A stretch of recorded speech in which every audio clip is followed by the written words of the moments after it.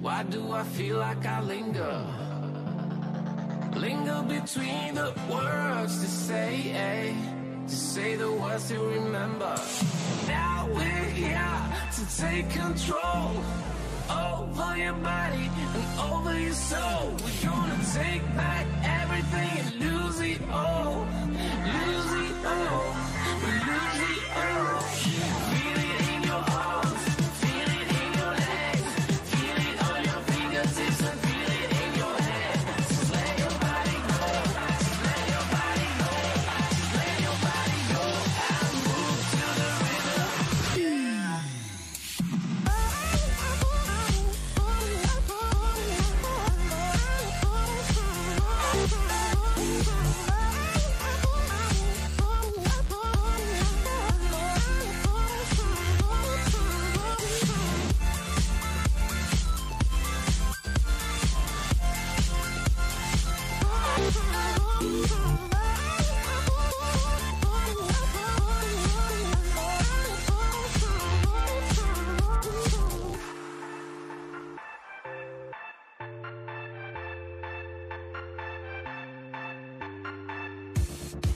Now we won't go back home today, until the very last hour. We still got a few more days to slay, it's gonna get so much louder. Now we're here to take control over your body and over your soul. We're gonna take back everything and lose it all. Lose it all. Lose it all. Feel it in your arms. Feel it in your legs. Feel it on your fingertips and feel it in your head. Just let your body go. Just let your body go. Just let your body go and move to the rhythm.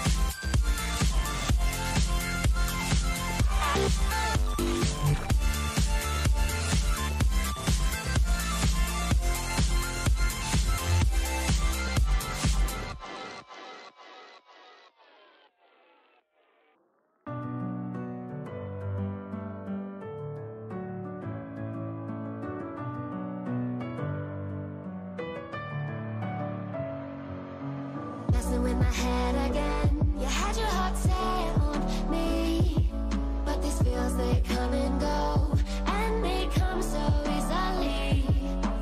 Tell me what it is about you that I can't forget, but you're breaking down my walls again, just to set me free.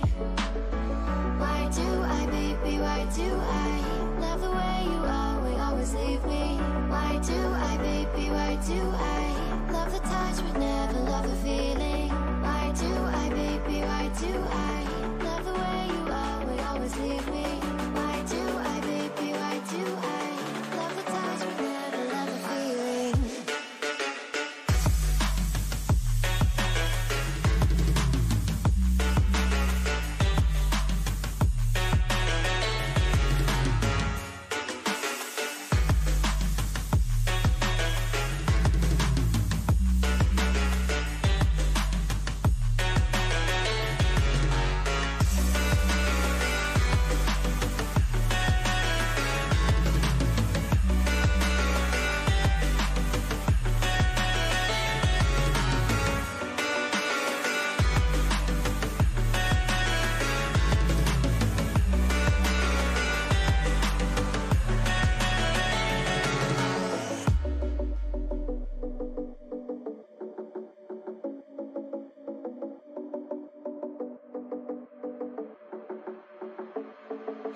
Staying up when I go out, you gotta know I'm all yours.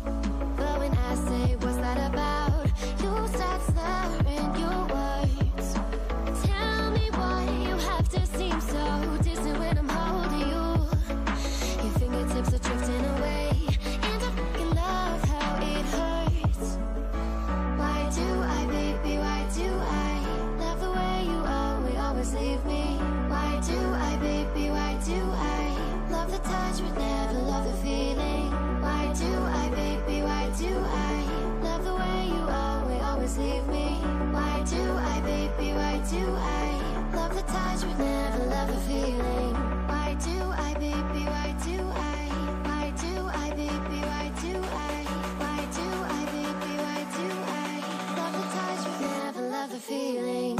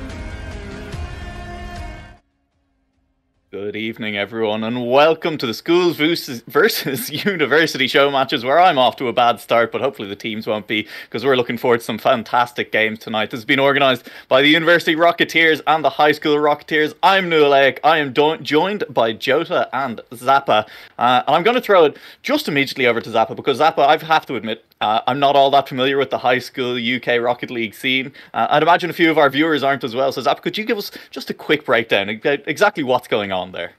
Well, I can do my best. I'll take over the high school side. I'll leave you guys for the uni side, because that's not my realm. The high school scene, basically we've got two teams who are participants in the British Esports Championships. We have two Division 1 teams, so hopefully some good games come out of them. The British Esports Champs is basically just high school and college-based tournaments for teams that want to take part in Rocket League. They also do League of Legends and Overwatch. Some fantastic games across all 3 series. I've had the pleasure of watching across all of the games. League, Rocket League, and Overwatch. You get a few teams that are trying to have fun and take part, but honestly, the level of competition from some of the teams that take part, they are quite something. And I'm hoping that the matches we're going to see between the high school scene and the uni scene will show that maybe there's not that much of a gap between the uni teams as some people might think. Yeah, no, absolutely. I mean, I kind of expect it, you know. I mean, you were talking about competitive nature, and I've been in lobbies with teenage gamers before. All right, I understand that the competitive. I think we all know that the competitive drive is definitely there. But I mean, with that said, you know, we are seeing some of the uni teams. We've not sent the best uni teams against them. We don't want to crush the spirit of tomorrow's future uni players too early on in their careers. But we do have some decent teams coming through, and I think, you know, just in case there's any of the high school players watching who don't really understand the uni scene, Joda, would you be able to give us just a quick breakdown of kind of what the uni scene looks like and where these teams fall within it?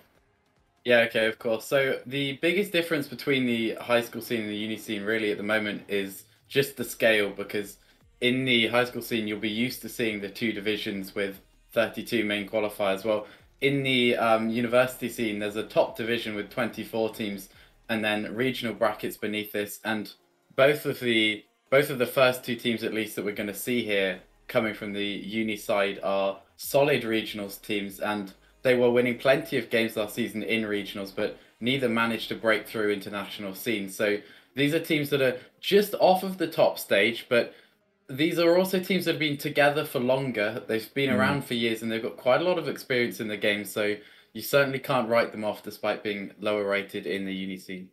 Yeah, no, you absolutely can't. But with that said, I think let's focus in on the high school teams, because we've got only 2 of them playing here tonight. We're going to start off seeing the Alva Alliance from Alva Academy. And Zappa, they're a team that did quite well. You know, they kind of played to expectations is what it looked like to me in the BEC. Yeah, they were in the Group 2 side of the Division 1 teams. They went 4-3 throughout the group, losing games to, let me have a quick look, Exeter, who was a very powerful team, the Ferrers, who are a long-standing team, the British esports champs, and also dropping a series against St. Vincent Sharks, which is maybe one of the few upsets that they faced. They also happened to beat out one of the teams that's qualified for the LAN, Wyke College, but that was during week 1, when maybe you could say Wyke went up to speed, and since then they played a lot together, ranked up, and now have 2 SSLs in their team. So yeah, Alva maybe had it a bit easy going against them before they got up to speed, but yeah, they did well, got into the playoffs, and got, I believe, into the quarterfinals where they went up against Luxonate Esports, who have also qualified for LAN. So they did well to get there, then unfortunately went against one of the better teams, so got knocked out. But still definitely a fiery spirit in them, and I think they're looking to show what they're made of today. Yeah, and that's unfortunately going to be a theme for our high school teams showing up tonight, is running into Luxonate in their playoffs and getting knocked out, because Luxonate knocked them both out in clean sweeps in consecutive series in those playoffs. So, you know, Luxonate obviously a good team. We won't be seeing them tonight, but if, you know, anyone's interested, keep an eye out for when that LAN does happen, because that'll be an exciting high school one to watch as well. Up against Alva in this first game, we're going up to Glasgow Grizzlies. They'll be playing off against 2 Scottish teams tonight. It'll be Glasgow Grizzlies first and Edinburgh Eclipse second. And Glasgow Grizzlies, you know, you were kind of saying, Joda, these are strong regional teams. They haven't quite broken through to the top tier, but I think when I look at Glasgow Grizzlies, I see a team that kind of epitomizes consistency in that midfield. Yeah, I don't think there's a single week actually where they went 0-3. Every single week they were picking up series, and you look at the course of the season, they didn't miss a week either. You often see that some regional teams, they're not around for a couple of weeks. The reason they're down there is because they've missed games, but they did turn up to every single week. So we know that at the minimum, they've got about 20 best of 5s under their belt as a team together. Yeah, absolutely. Exciting. We're going to have to see. I mean, that consistency could stand them in good stead here, playing against the younger players over on the high school side. And we're going to throw it now as we approach game time towards a couple of predictions. And I'm going to start off with Zappa. Do you think that this, you know, consistent uni side, you know, the older heads, will cooler heads prevail? Or are these young upstarts going to come in, manage to take away this series? Well, I mean, again, I've only seen Alva. I don't know much about the Glasgow Grizzlies, but I have heard good tellings of them. I think just because I've hung about with them so much, and I suppose I'm somewhat of a supporter of them, I think I would hope that Alva take it. But of course, I don't think that's going to be easy feat. I'll say maybe I don't know, maybe a 3-2. I think it's going to be a tough one for Alva, but they might be able to squeak it out, or at least that's what I'm hoping for anyway. Gonna hope for a close series. I mean, I think we all hope for a close series from a neutral standpoint as well anyway, but 3-2 would definitely be the way to do it. And Joda, then we're going to throw it over to you. Are you leaning the same direction, close series, but the high school pulled it out? Maybe it's an easy choice to take the other head of Zappa's coin, but I think we're all in agreement that we can expect quite a close game. But I think as we go forwards, as you creep towards the game 5, I can't help but take the side of the uni team that have that experience together, that have lots more experience going into these game 5 situations. I do think that probably the university side will take it in a close game 5 if I was made to pick one. I guess 3-2 to the Grizzlies. Yeah, I mean, this is tough. It now comes down to me, and I mean, these are not. I've not really seen either team play, which makes this a little bit more difficult for me. I think, as we pointed out a few times, Glasgow do kind of have that little bit of experience on their side. Maybe have been playing together, but Alva, they've played a lot of series together very recently, and look, I'd be excited. I think it'd be cool if the high school team won, so I'm going to vote for the high school team as well. I think Alva Alliance can take it. And with that, we're going to say goodbye to Zappa for the time being. We're going to head over into lobby for this game. And it's going to be me and Joda taking you into this one. And it looks like we are just about getting ready to load into game number 1 here, Joda. Yeah, it is. It's nice to see as well in the casting. We're split 1-1 also on the predictions, where you've gone for the exciting pick. I've gone boring, but we shall see who it pays out for. Yeah, it takes all types, you know. You need the balance in the casting desk, and I think that makes sense as well. You know, I'm here, play by play, gotta bring the hype. You're here to calm me down and keep me on track when I start to get a little bit too hyped. I don't know if I'll bring the hype down too much, but we might be joining you in on the hype if we see some exciting plays, especially from the Alva team, because this is a really nice chance for them to expose themselves to a scene that maybe they haven't spent as much time around. And I'd certainly imagine that a lot of the people watching this stream haven't seen these players play before, possibly also as the case for the Grizzlies. So it does provide a nice opportunity for both of them to really show their stuff. Yeah, absolutely. Like you said, these high school kids, a lot of them are going to start to be, I'm saying kid, a lot of them will be coming into the uni scene over the next couple of years. You know, I mean, these are potentially the up and coming names, and it's a chance to start to show off what you're made of before that. You know, maybe get the name out there, make people fear you a little bit before it. And what better time to do it than a show match? Because you've said it, you know, it could be exciting, and I think show matches are the place to do it. I'm hoping just throughout the night to see players really just going for it. You have nothing to lose here. There's no real stakes on the line other than, you know, a bit of pride, wanting to show off a little bit. And I'm hoping for all the ceiling resets. I'm hoping for, you know, a few musty flicks under the bar, maybe a doomsy or two off the wall. I want to see the mechanics on display.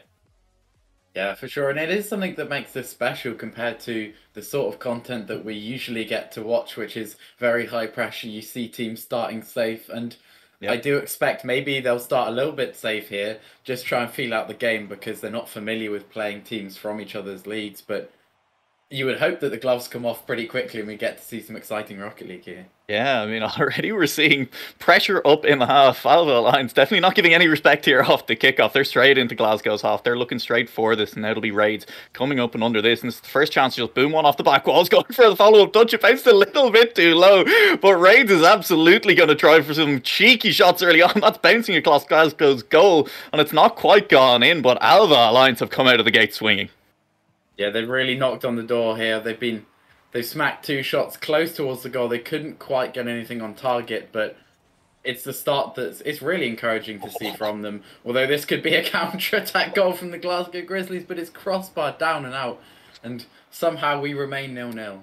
I was so nearly the alley-oop in the face of goal as it was popped up by a Glasgow player. Another one coming through. It just bounced off the crossbar though. And Alva Alliance, I think maybe they've been, you know, a little bit too aggressive in that opening patch. They got away with it a little bit there. As you know, there wasn't really much defense back to stop that Glasgow attack. But we still haven't seen a goal go in, as you say. And now Alva Alliance, after early pressure, they've now been stuck here for a kind of fairly extended period of play. It doesn't look like they're going to get clear anytime soon. That touch definitely won't be the one to do it. It's a turnaround from Glasgow. Joseph up off this back wall. YTB has managed to just about get it clear for the time being. Glasgow are doing a very good job of keeping the pressure up here though. And, you know, this is maybe what comes of playing, you know, in the university leagues when you're kind of grinding out these games, as you said, and just being forced to keep the pressure up against some very good defenses. Yeah, definitely. But it's exciting to see especially Raids has been going some quick early mechanical plays, which I think is the best way for them to approach this game, because if they try and settle into some really solid Rocket League, I don't think that's the sort of game that will suit Alva, but they've come out with another good shot there and it's not quite made its way in, and this could actually be a counterattack here. It's a quick change of ends from the Grizzlies, but it looks like Alva are surviving and we settle down once more.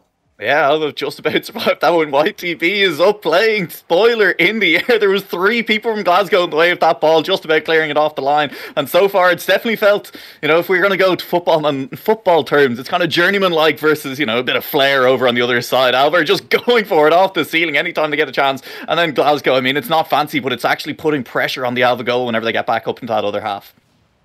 Yeah, you have to think each time the ball turns around at the halfway line, it looks like a threat. And yeah, unfortunately, maybe we've called it here, but this has just been one attack too many. And it looks like there was a player respawning quickly from Alva who pushed forward immediately on respawning, but just couldn't get round to the 50. And the striker made the finish look relatively simple in the end. Yeah, and I think that is exactly, what I was just calling out in that play as well, is that Glasgow, their shots haven't looked as fancy. They're not playing the ball in the air, but the passing is good. They're finding each other on the offense, and then, they're just finding the holes in an Alva defense that's maybe focused a little bit too much on the counter-attack before they even get possession of the ball.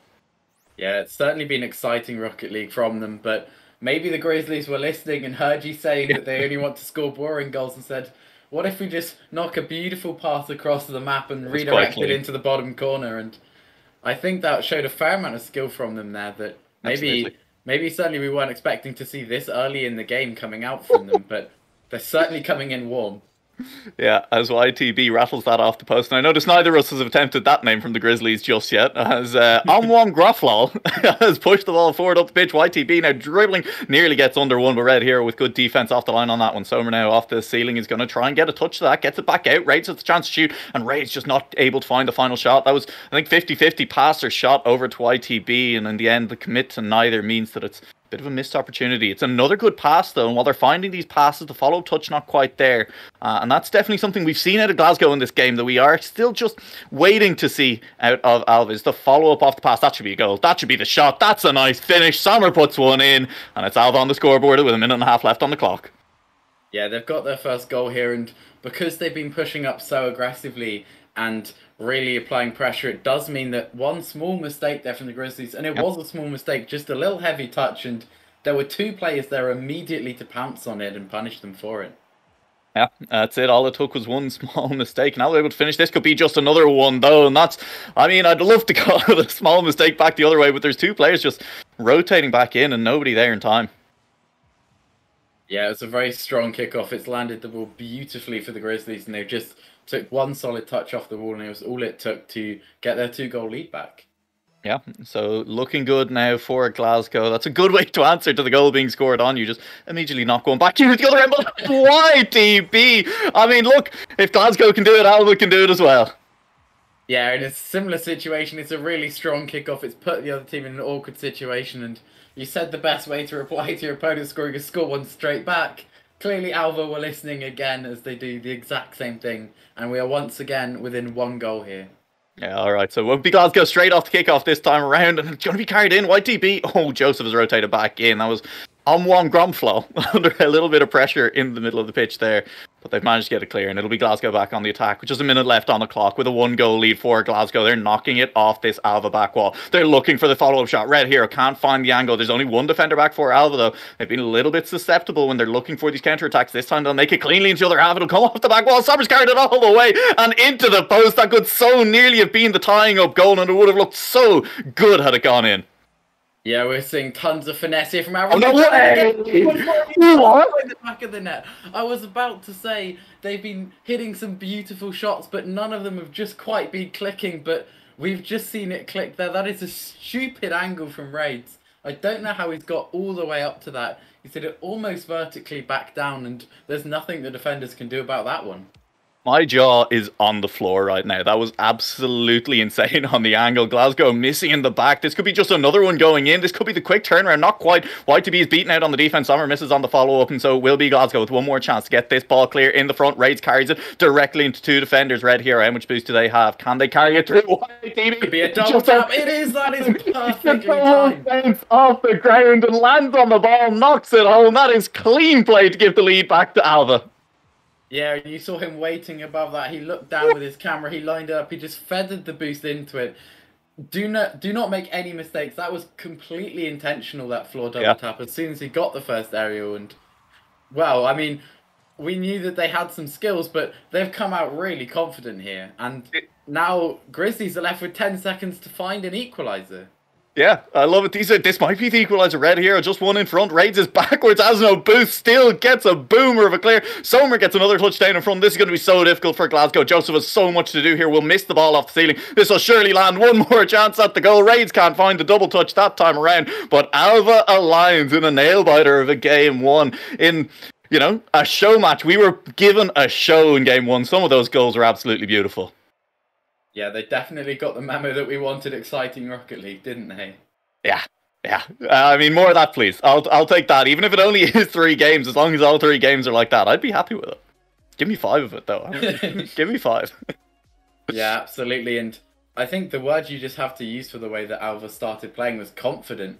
Yeah. We saw early on, it was a 3-1 lead for the Grizzlies that we found before 3 in a row from Alva. And as soon as they started to click, every time they were pre-jumping or going off the wall or going through the air, you were starting to expect something really impressive by the end. And if they found their groove now, this could be a really exciting game too that we've got here.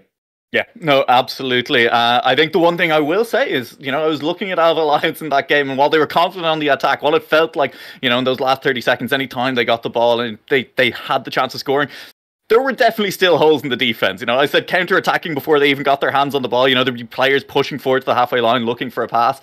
Glasgow definitely still going to be capable of exploiting that. So Alva Alliance, they need to be a little bit careful. They, I don't want to say got away with game 1, but Glasgow didn't punish them as hard as maybe they could. And we could see that here in game 2.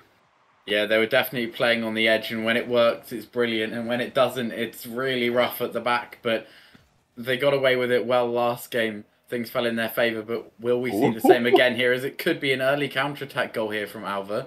It's a pass infield. It's through the middle. He's up. How is that not in? What a save. Joseph just about gets the car in the way, forces it only as far as the post, but that's enough to get the ball clear for the time being. Red Hero in the middle will try and get the shot, but there's 2 members in the way from Alva Alliance. That's great clear. It's just going to roll towards the pitch. Can Joseph get back in time? It's going to roll up off the post, and out Joseph gets the clear off the back wall, and it'll be YTB racing against Red Hero. Puts Red Hero off the chance, and Red Hero's just looking for a bump. The shot wasn't on target, so it wouldn't have mattered anyway, and Raid's got a big clear off a redirect touch. It's towards the wrong goal from Amwan. And it won't matter for the time being, but this is getting a little bit physical as well. You can see players hunting for it. There's a demo in the middle of the pitch as well. And in this game too, the players are out for blood a little bit more than they were in game 1.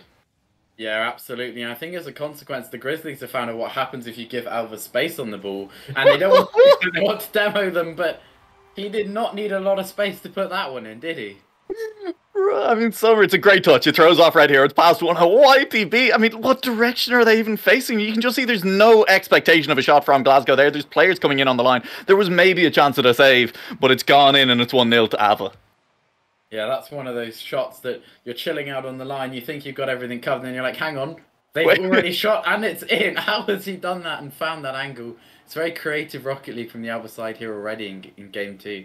Yeah, it is. They need to be a little bit careful here, though. There's 3 of them up in this blue half, but it doesn't matter. Glasgow just struggling to find the touch that'll actually get the ball clear for the time being. Some are making a nuisance of themselves in the middle of the pitch here. Raids now is going to carry it dangerously across their own goal line. YTB not able to turn on that one quickly enough to push it as well. And right now, Alva feeling like they're on the back foot. They definitely were, as the holes were just kind of there. You could see them spinning around in this corner, trying to find an angle on the ball, and that bump was so important.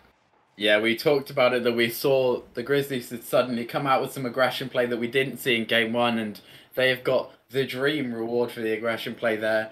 It wasn't a huge bump, but it was perfectly timed to just knock the player challenging out of the way, and they may have done it again here so quickly as the Alva lead turned into a deficit. Yeah, and it's Grizzly saying, like, wait, bear with me here. What if we don't wait for our opponents to score? and we score off our own kickoff after we score anyway. That's a way bigger swing than just scoring after they score. Yeah, maybe they've cracked the formula there as it's the second kickoff goal for the Grizzlies side. We'll see now. Not going to be another one this time around. Kickoff has headed back into the Grizzlies half, and YTB is up so quickly, so aggressively off that one. Shot doesn't land on target, but you can see, I mean, Alva, as soon as this ball is in the Grizzlies half, there's going to be cars flying at it from the orange half. They need to be careful not to get caught out. Red Hero missing that touch will slow the aggression down. I mean, YTB can control it into the corner, but ran out of boost at a difficult angle. Raids off the back wall. Who's up for it? It's going to be Red Hero. Missed by Red Hero. Somewhere rotating in. Has the chance. Lobs it high. That is long and high Raids. We've seen these angles before. I mean, Raids must practice those shots because that was nearly another very good attempt at that angle. Yeah, and he was up so early for it. He was so confident off of the initial shot, and frankly, he had me believing too. As soon as he jumped, I thought maybe he was scoring it, but they don't find the target this time, and we see another time where maybe Alvaro overextending, but they do get back quickly and get away with it again. It will. Sommer shot! Oh, rattles off the crossbar. Bodies in the way on the line. Keep that one out for the time being. Counter-attacking chance for Grizzlies right now. Sommer, no, will just launch back in. Raids shot lands in the middle of the pitch and it's there for Sommer. That was the 1-2-1. Back again. TikTok Rocket League. And it's a goal for Sommer. Yeah, it was very smart play from Racer. I don't think he even tried to find the target because he had a really difficult angle to work with. He just gently popped it middle, thought, I'm not going to overcomplicate this, try and find the angle. I'll just pass it straight back, and they found themselves an equaliser. And what great Rocket League we're seeing here. We asked for a showcase of the high school system, as we see a huge pre-jump hit from YTB. He doesn't quite connect with it. What a goal that would have been. That would have been absolutely absurd to come through. Chance here for the uni side to counter-attack back to and show off some of the skills of their own. It's just going to be up at the other end of the pitch. It's a whiff. It's maybe a tactical one, not quite as the clear was there. There was no one rotating in from the side of Alva. Now they find themselves under pressure on their own goal line. Can they get this ball clear? YTB is just going to carry it. Slows the play down a little bit, but does it at the expense of losing control of that ball, which will give Glasgow instead a bit of a chance to reset, a bit of a chance. Nope. Of course, Raids is flying through. Raids is giving no time in the back half. Sommer up so quickly for this ball. Will win out on the challenge, and it means it's still dangerously in front of this Alva side. 3 players moving forward from the Grizzlies now. Red Hero in full control of this ball. Will just carry it through. Will stay on the goal line. Oh, Joseph flying through. Steals it off the top of an Alva car and slams it home just underneath the crossbar. Yeah, you thought for a second that Alva were going to get away with this somehow. It was very, very good, calm Rocket League from them as the ball was bouncing on the line to get all the way around it and flip it away. But unfortunately, they couldn't quite get there fast enough as the big dunk from the Grizzlies player came in. Yeah, huge dunk comes through, and huge for the scoreline of this game as well, as it's now 1 goal to the good for the Glasgow Grizzlies with just over a minute left here in game number 1. But Alva, we've seen them with this exact scoreline heading into the last minute of the game in game 1, and we've seen how quickly they can turn it around, how quickly they can find goals from positions just like this in the middle of the pitch. This is now dangerous. He's backwards. Red Hero's backwards and is forced to just knock it up. That was well played by Joseph. Had a lot to do to get that ball away from Alva, and now it's Sommer carrying it back towards their own goal. Raids knocks it over into a corner, and this is just end-to-end Rocket League. It's heading back and forward, up and down the pitch. Sommer is going to follow that one up the wall. Probably no, it's just leaving it. Didn't have the boost, didn't have the angle to follow it. That's there. That's a chance for Joseph. Has so much space. Lobs it high off the back wall. Has teammates in support in the middle, but Sommer does well to read that all the way through. And now it's just shot after shot raining through for the Glasgow Grizzlies. Great pinch though. Raids clears that one as far as the middle of the pitch. It's a lot of pressure on Alva. Is it finally going to pay off for Glasgow? No. Red Hero again, the last touch not quite there for them, but Glasgow are doing so well to keep this pressure on. Yeah, indeed, they really play territory here for the last minute, and the clock has gone down so quickly. I looked and it was a minute, I looked again, it was 10 seconds. They were just getting big hits, strong hit after 50 to just keep the ball in the Alva half for pretty much a minute straight, and they had absolutely no chance of getting an equaliser. Yeah, well there, and we're equal 1-1. 1-1 in the series, and Grizzlies, they weren't going to let it happen to them 2 games in a row. Heading into that last minute, 1 goal to the good. They were not going to find themselves caught out. And fair play to them. Alva Lions have looked so strong on those counter-attacks when they, break out of their own half. Both of the games we've seen so far. And Grizzlies just kept the pressure up for that final minute. Didn't even give Alva Lions a chance at really getting that ball clear. Control the boost the entire way through as well, I think was very important. I think that's going to be important for the rest of the series as well. We've seen what Alva Lions can do when they can get those cars up into the air. It's going to be on Grizzlies to deny them a little bit of the boost that'll allow them to make that happen. Yeah, definitely the case. And I think we saw something really promising coming out from the Grizzlies later on where for the first maybe game and a half, they would be taking very smart touches on the ball, and then there would be an Alva player on their head. Yeah. They'd be like, okay, the ball's coming towards me. I'm going to make a nice touchdown. They make the touchdown, and someone is already there. Whereas they've started to adapt to it. They're ready for the players to be pushing fast, and they've adapted the sort of touches that they're taking. And it's those first touches that are making a difference now. We saw them able to keep up a minute's sustained pressure, which just didn't happen in the first game. Yeah, absolutely. Just maybe Grizzlies getting caught off by the speed. I mean, this is Alva just fully adopting the zoomer mentality and zooming all over the pitch and getting there with, an energy that old men Grizzlies couldn't quite match in game number 1. Game number 2, though, Grizzlies have prevailed, and we head into game 3. So important in a best of 5. Which of these teams is going to take the lead? Which of these teams? It's not going to be Grizzlies for the time being in game number 3. But whichever team wins this will put themselves on match point, have 2 games to close the series out. Yeah, it's a big game, game 3. It always is. However the scoreline is in a series, game 3 always matters so much. And weirdly, we see the Grizzly players just getting caught up on each other there, but it looks like they've got away with it fine here. And you have to say that the first goal could matter a lot here, because we saw both teams starting to stabilise more at the end of that last game.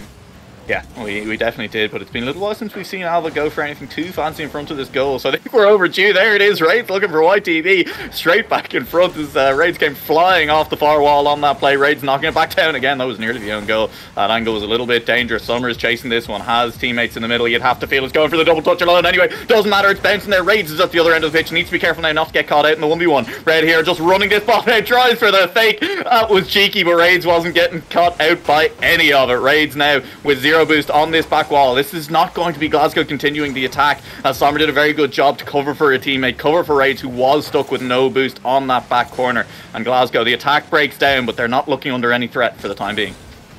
Yeah, and although it hasn't been as threatening from Alva, I do think this has been a really promising start from them, because we saw that Raids was back for the 1v1, where maybe in the past it would have been an open net quick counter-attack, and they've still got the skills. They've definitely still got the skills, because the defender, I'm not sure who it was, I'm sure the replay will tell us, I believe it's Red Hero. He was left in a terrible position, not much he could do there. He goes for the squishy save, and the player going for the aerial sees early that he's going for the ceiling, very smartly, lots of experience, he just drops it low and says, good luck reaching that one from the ceiling. Yeah, it's a nice shot from Raids there. It was a great pass as well from Sommer. They linked up so well on that play to find the shot. And as you said, it was a squishy attempt. That's going to be another goal. It's just going to get knocked back in. Again, it's a good passing play, because I was going to call out the passing. There was nothing Red Hero could do on the previous play except try for the squishy, and then was just denied any kind of angle on the ball. And this time around, there's not even... It's Red Hero again. But again, with no chance of actually reaching that ball. Yeah, it came from a really unfortunate 50 that just left them in an awkward position, and Alva capitalised so quickly, there was no time for anyone to get back, and this leaves Grizzlies in an awkward position, because although they've looked strong this series, they've rarely looked like running away and scoring lots of goals, as we see the curious air dribble towards their own net that seems to work out alright for Alva. Yeah, a lot of trust in your teammates to be there, have boost, and read what you're doing as you air dribble towards your own net. It has meant that Glasgow can keep this ball up in the Alva end of the pitch. Joseph straight back into the middle. It's there for Omwam. Not able to find the shot on target down. So Red Hero will be the next player to attack this from Glasgow. Has come off the wall. Has knocked it down to the middle. Joseph a little bit too far in front of them. Not quite able to make the contact they would have wanted. And Joseph steals it off Omwam, trying to recover from the first touch that didn't quite leave Glasgow with the attacking play. Still Joseph here now, has Red Hero in support, is looking for bumps. Red Hero has got a player stuck on the wall in front of them. Raids is out of boost again, and is not quite able to do it. And this is Glasgow doing something we kind of asked for, doing a decent job of controlling boost. As I say that, one just runs away from it, leaves it for Sommer, who's now mounting a one-man attack against this entire defense. But Glasgow, like you said, good sustained pressure. They've looked good. Didn't really look like running away with a lot of goals during that play either. Yeah, it has been the case with this side.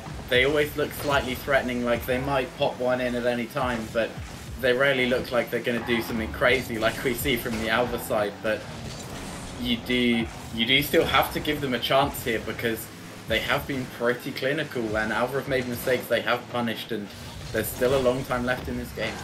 Yeah, and something that, you know, like you're saying, I think worth mentioning that Alva's defense definitely tightened up in this series. As we said, that Sommer is rotating back in, has passed nearly as far as Red Hero. But game 1, the Alva defense had a lot of holes. Game 2, they got exploited a little bit as well, but not as much. Game 3, the defense from Alva is looking clean.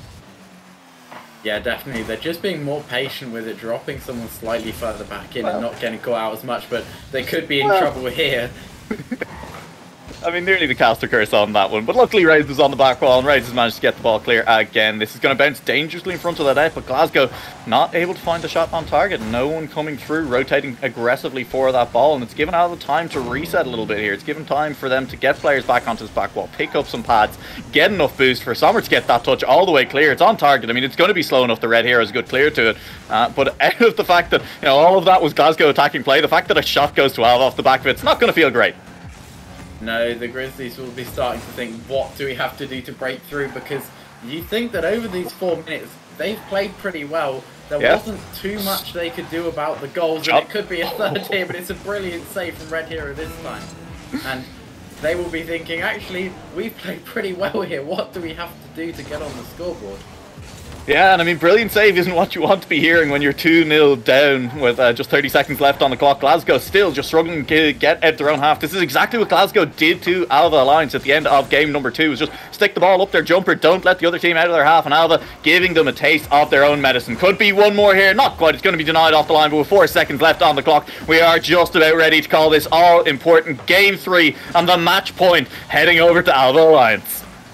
Yeah, as it just slowly floats over the goal and it drops on the line. It isn't a goal in the end, but of course it wouldn't have mattered had it crossed the line. And huge respect to Alva, really, because we saw them win the second game, if we're honest, entirely on speed. And it was very impressive to see, but they won the second game by being absolutely lightning fast. But you feel that they won this third game in a very different approach. It was a much more controlled Rocket League from them. And that mid-series adaptability is a very, very strong quality to see in a team. Absolutely. Like, we called it out in the middle of that game. Hugely tightened up the defense on this one. We're rotating players back much, much better. They weren't getting caught out looking for counterattacks before the counterattack was actually there, which, in previous games had led to players just being stranded at the halfway line as Glasgow cut out a pass to them and found an easy shot on target because of it. And that control, that mid-series adaptability means that now as we head into game 4 of this first series in the Unis versus Schools show match, it is the School on top. Alva Alliance looking to take it down in 4, and even if we head to a game 5, they'll still be feeling pretty good about it given how some of these games are gone. Yeah, of course, and you think that the way they've been playing so confidently, it's hard to see them getting too rattled by the idea of being on match point, because they really do look like they're having fun here the way that they're playing. Yeah, they do. There's a lot of trust between the players as well. You can see it on the pitch as I say that. They've managed to orchestrate a pass back towards their own net. Aren't punished for it for the time being. And honestly, I mean, look, shake up the Glasgow defense a little bit. I mean, Glasgow, they reset as they should have there, and all of a sudden there was no attack coming at them at all. That's gonna mess with your head a little bit, Joda. Yeah, it's definitely hard to read what they're doing. Oh, he's got it. Their plays are so creative and spur of the moment and fast that it's possibly not what this Glasgow side are used to facing.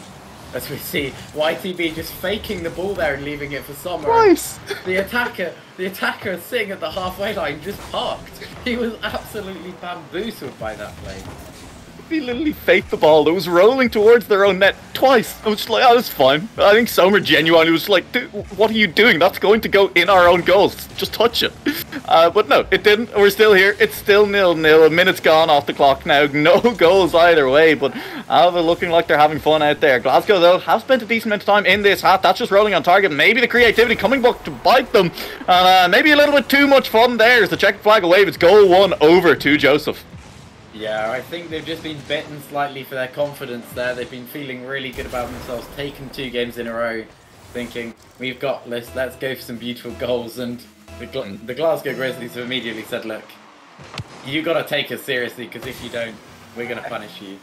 Yeah, absolutely. They will just score. And now there's 3 players up. YTB gets a good demo on the goal line. Will that matter? Sommer's just trying to force this ball through, bullying the Glasgow defense, but not quite able to make it all the way to that goal line. Raids is over on this one. Has been a little bit quiet so far in the game. Finally gets a shot on target, looking for the dunk. Gets the dunk, but not on target. That's a good bump onto Sommer, not allowing any follow-up on that passing play. And now it's on Alva. See, can they rotate back in time? That was a chance for Joseph to just slam one home on an open net as Alva tried to rotate back in. Couldn't quite find it though. And now it will be Glasgow though, still finding their pressure, still finding the attack, looking to extend this lead, but Raids is just carrying it all the way. It'll be YTB who steals it. That's not your goal, it's mine. Yeah, and you have to say that's all come from one really good touch off the wall there by Raids, because the defenders just were not expecting such clean power and control from him. He's caught them off guard, and once again, if you make a small mistake in positioning, then the speed that the Alva team has, they will always get on the end of the ball, and that time it was Summer getting on the end of the ball that was floating towards the goal. Yeah, well played at the end of it, and that means we're all tied up here now in what could be the deciding game of this series. Alva Lions with a 2-1 lead in the series. Now with a shot on target, it's just going to float in. Couldn't have placed that any better if you tried. Yeah, I have no words to say for this one. I don't know how that's found that angle. Millimeters. Ridiculous. It has just scraped past the ceiling without hitting it and just clipped the bottom of the crossbar on the way down, and those are so awkward to defend against. Yeah, absolutely. Took some paint off the ceiling and then scraped it off on the crossbar on the way past that as well. And that means now it's 2-1, could be 3-1 for Alva Lions. YTB is now with a bit of space here. Summer carries it back into the corner, and of course Raids is rotating in. Why wouldn't Raids be rotating in? Why wouldn't that be a pass all the way back to YTB? Nice three-man play. Hasn't resulted in a shot on target this time around for Alva, but maybe has opened up a little bit of space for Glasgow to get something done here, to find their way back into the game. They've been quiet for a little while now, but that's just the ball stolen away from Red here. That's just a shot on target. Joseph forced to make a save, and we saw the attempted passing play by Glasgow in the middle of the pitch there, but just tripping over themselves a little bit, doing Alva's work for them. Yeah, of course, that was kind of the case, but big credit to the Grizzlies for getting back and covering that shot. It's very fast reactions to deal with the breakdown in their play, and that has been something we've seen quite well from them. They've been rarely conceding goals where there isn't someone back, but it is not quite enough to break through the Alva defence for a second time at the moment, as we're seeing more and more sustained pressure and boost stealing coming from the Alva side. Yeah, and it really needs to be the other way around. Alva looks so dangerous when they have enough boost to get this car up in the air. You have to feel that in their previous life, a lot of them were just birds or something, you know what I mean? Because they are spending more time in the air than on the ground at the moment, and this is going to be dangerous. In front of goal, touch further forward, YTB trying to backflip it in. Can Raids get there? Not at an angle that's going to put that on target, and so it's going to be on one instead, trying to carry this forward. A minute left on the clock, and it's Glasgow still looking for way back into this game, still looking for the one all-important goal that will equalise that scoreline. Yeah, and you talked about them being like birds, the way that they're always in the air, but you have to say that they look like they're in their element here in this show match. They seem really comfortable the way they're playing Rocket League, just knocking the ball around. But maybe they got too comfortable there, because it looks like the defender in the goal was just waiting as an awkward bounce down on the ceiling. He's pushing up towards it, and Red Hero just reacts faster. He lunges at it very confidently and finds the near post. Yeah, I mean, it was just a pinch out of nowhere. Just so much speed off that. YTB just caught flat-footed in the goal line. Not able to go up into the air for it that time around. Good touch by Red Hero, but there is going to be a follow-up here. It's going to be YTB launching it into the defender. And now a chance. It's going to be Raids not able to get to that off the wall. It'll be on one with a chance. No boost, but a chance. Tried to just fake it out. Tried to do something cheeky underneath the defense there. Couldn't quite pull it off, and that means we head towards these last 30 seconds all tied up. That means it's all for grabs here. A game 5 or a series win for Alva. The ball is rolling towards the Glasgow half. It's going to be Summer one more time. There's going to be a follow-up play here from Raids, and Raids could just find the angle, could just find it. The double touch finds the crossbar instead of the back of the net, and that is not when you want that to happen. All tied, 20 seconds left on the clock. That could have been the game winner. It could still be a game-winning chance, a game-winning play. Alva have not managed to find their way through a solid Glasgow defense, though. Glasgow looking for the counter-attack. There's 9 seconds left on the clock. It's Joseph rotating in. It's Somer stealing the ball away from Joseph, as Somer now tries for one more touch. It's in the middle of the pitch, but there's no one rotating onto this. Surely now we head to overtime. Surely now we get to see Glasgow fighting for their lives in this match, and we'll get to see, can Alva Lions just close it out here and now in game 4. Yeah, well, that could not have been any closer. Raids got the double tap. It was just onto the crossbar. It came back into him, and it was onto the crossbar again. Then it dropped down. Really quick reaction to the defender to keep it out twice again afterwards. And Glasgow Grizzlies have really hung on by the skin of their teeth, and they may have to do so again. Here's Red Hero is left scrambling back, but he does get the interception, but it's not enough maybe. Raids are still on the ball, and they've only found the post. It's a great 50 from Red Hero, just doing enough to keep it out. And they are living on the edge here. The post is the 4th member of the Glasgow side here. Yeah, Glasgow Grizzlies saved by the woodwork a couple of times now in the last 40 seconds or so, but we're already 40 seconds into this overtime. While it's been Alva pressure, it's not a goal just yet, and all it takes is one right now. YTB was looking for a bump instead of the pass in the middle of the pitch there. That means Raids maybe a little bit caught out. It's going to come off the back wall. Summer's doing a good job rotating in, and actually you could see it YTB was on that back post as well. Was rotating back in. That's a miss. Sommer 1v1 versus Joseph. Is this it? Is the game winner? No. Not enough boost, not enough speed, not enough control over the ball. Rates has launched one off the post one more time. That right post has come up clutch in overtime. That's a great fake. It's a Leeds couldn't quite get the pass across face of goal. There was a bump there that cut someone out, but YTB is there. It's the pass into the middle, and the pressure pays off. Alva Alliance do it in 4. Yeah, and you would have had to feel really bad for them had they not managed to do it there, because that was post after post, and their method of breaking through the wall was just to keep on hammering at it until it eventually fell down. And sure enough, there's only so many saves that the Grizzlies could scramble across to, and they finally met their match. It was one shot too many, the 10th of the game for Alva Alliance that they just could not keep out. Yeah, but what an exciting series that was. Absolutely fantastically played by both the Grizzlies and the Alva Alliance. Alva Alliance, I think at the end of the day, probably not unfair to call them a more exciting team there, but Grizzlies definitely had their moments as well. Some fantastic passing play in front of goal, and finding the weaknesses in the Alva Alliance defense one, they were there, brought us all the way to 4 games.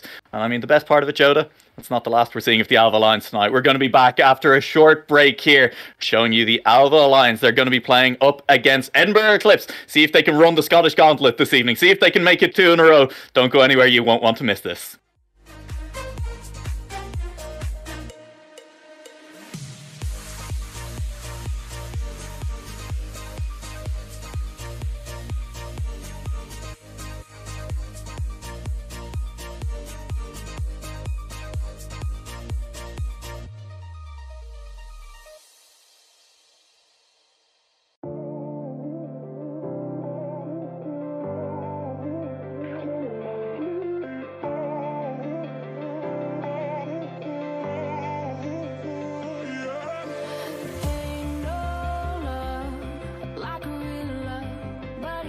So fast, all tied up like a captive.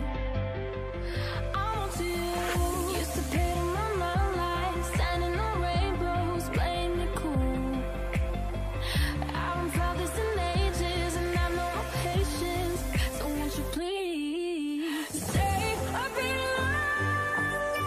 You're making me stronger, making me stronger.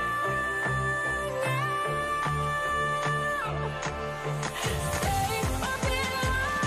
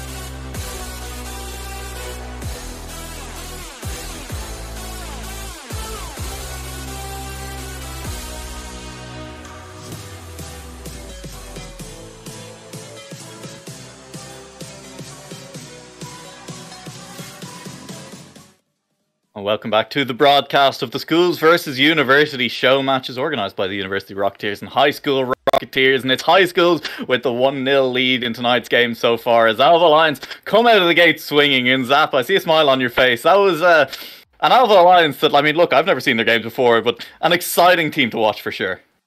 Yeah, Alva, as they showed, a very decent mechanical team. They're very well gelled together, good passing plays. Considering what I saw from them against their game against Lux tonight, I was expecting maybe they had a good start to the season, maybe dribbled off in the playoffs and weren't going to show us the full potential. But especially that goal from Raids, which we saw in game number 1, they came out swinging. Maybe game 2 a little bit slow, but they definitely showed up, and I was certainly impressed with what I saw. So hopefully that kind of pace will be continuing to game number 2 against Edinburgh coming up.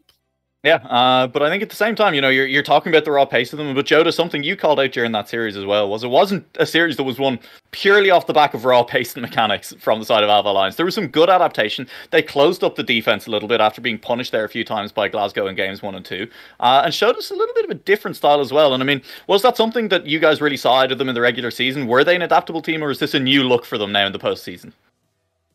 So I would say this is certainly. We didn't get to see all of their games, unfortunately, because of the games that we got to cover. But this is certainly more than anything we got to see in them in the league season, really. This is probably the best I've seen Alva play, because I do think that mid-season adaptability, it's really difficult for a team to find. It's not at all common. Even as you go up into National League teams, there are lots of teams that have a play style and stick to it and can't do anything else. But we did see a lot of promising Rocket League from Alva in the first series, and it's got me excited for the second one. Yeah, definitely excited for this second one, because as we mentioned before we threw to the break, that is not the last we've seen of Alva Lions tonight. They will now, having dispatched the Glasgow Grizzlies, be facing up against the Edinburgh Eclipse. And I mean, look, it's the Scottish Gauntlet.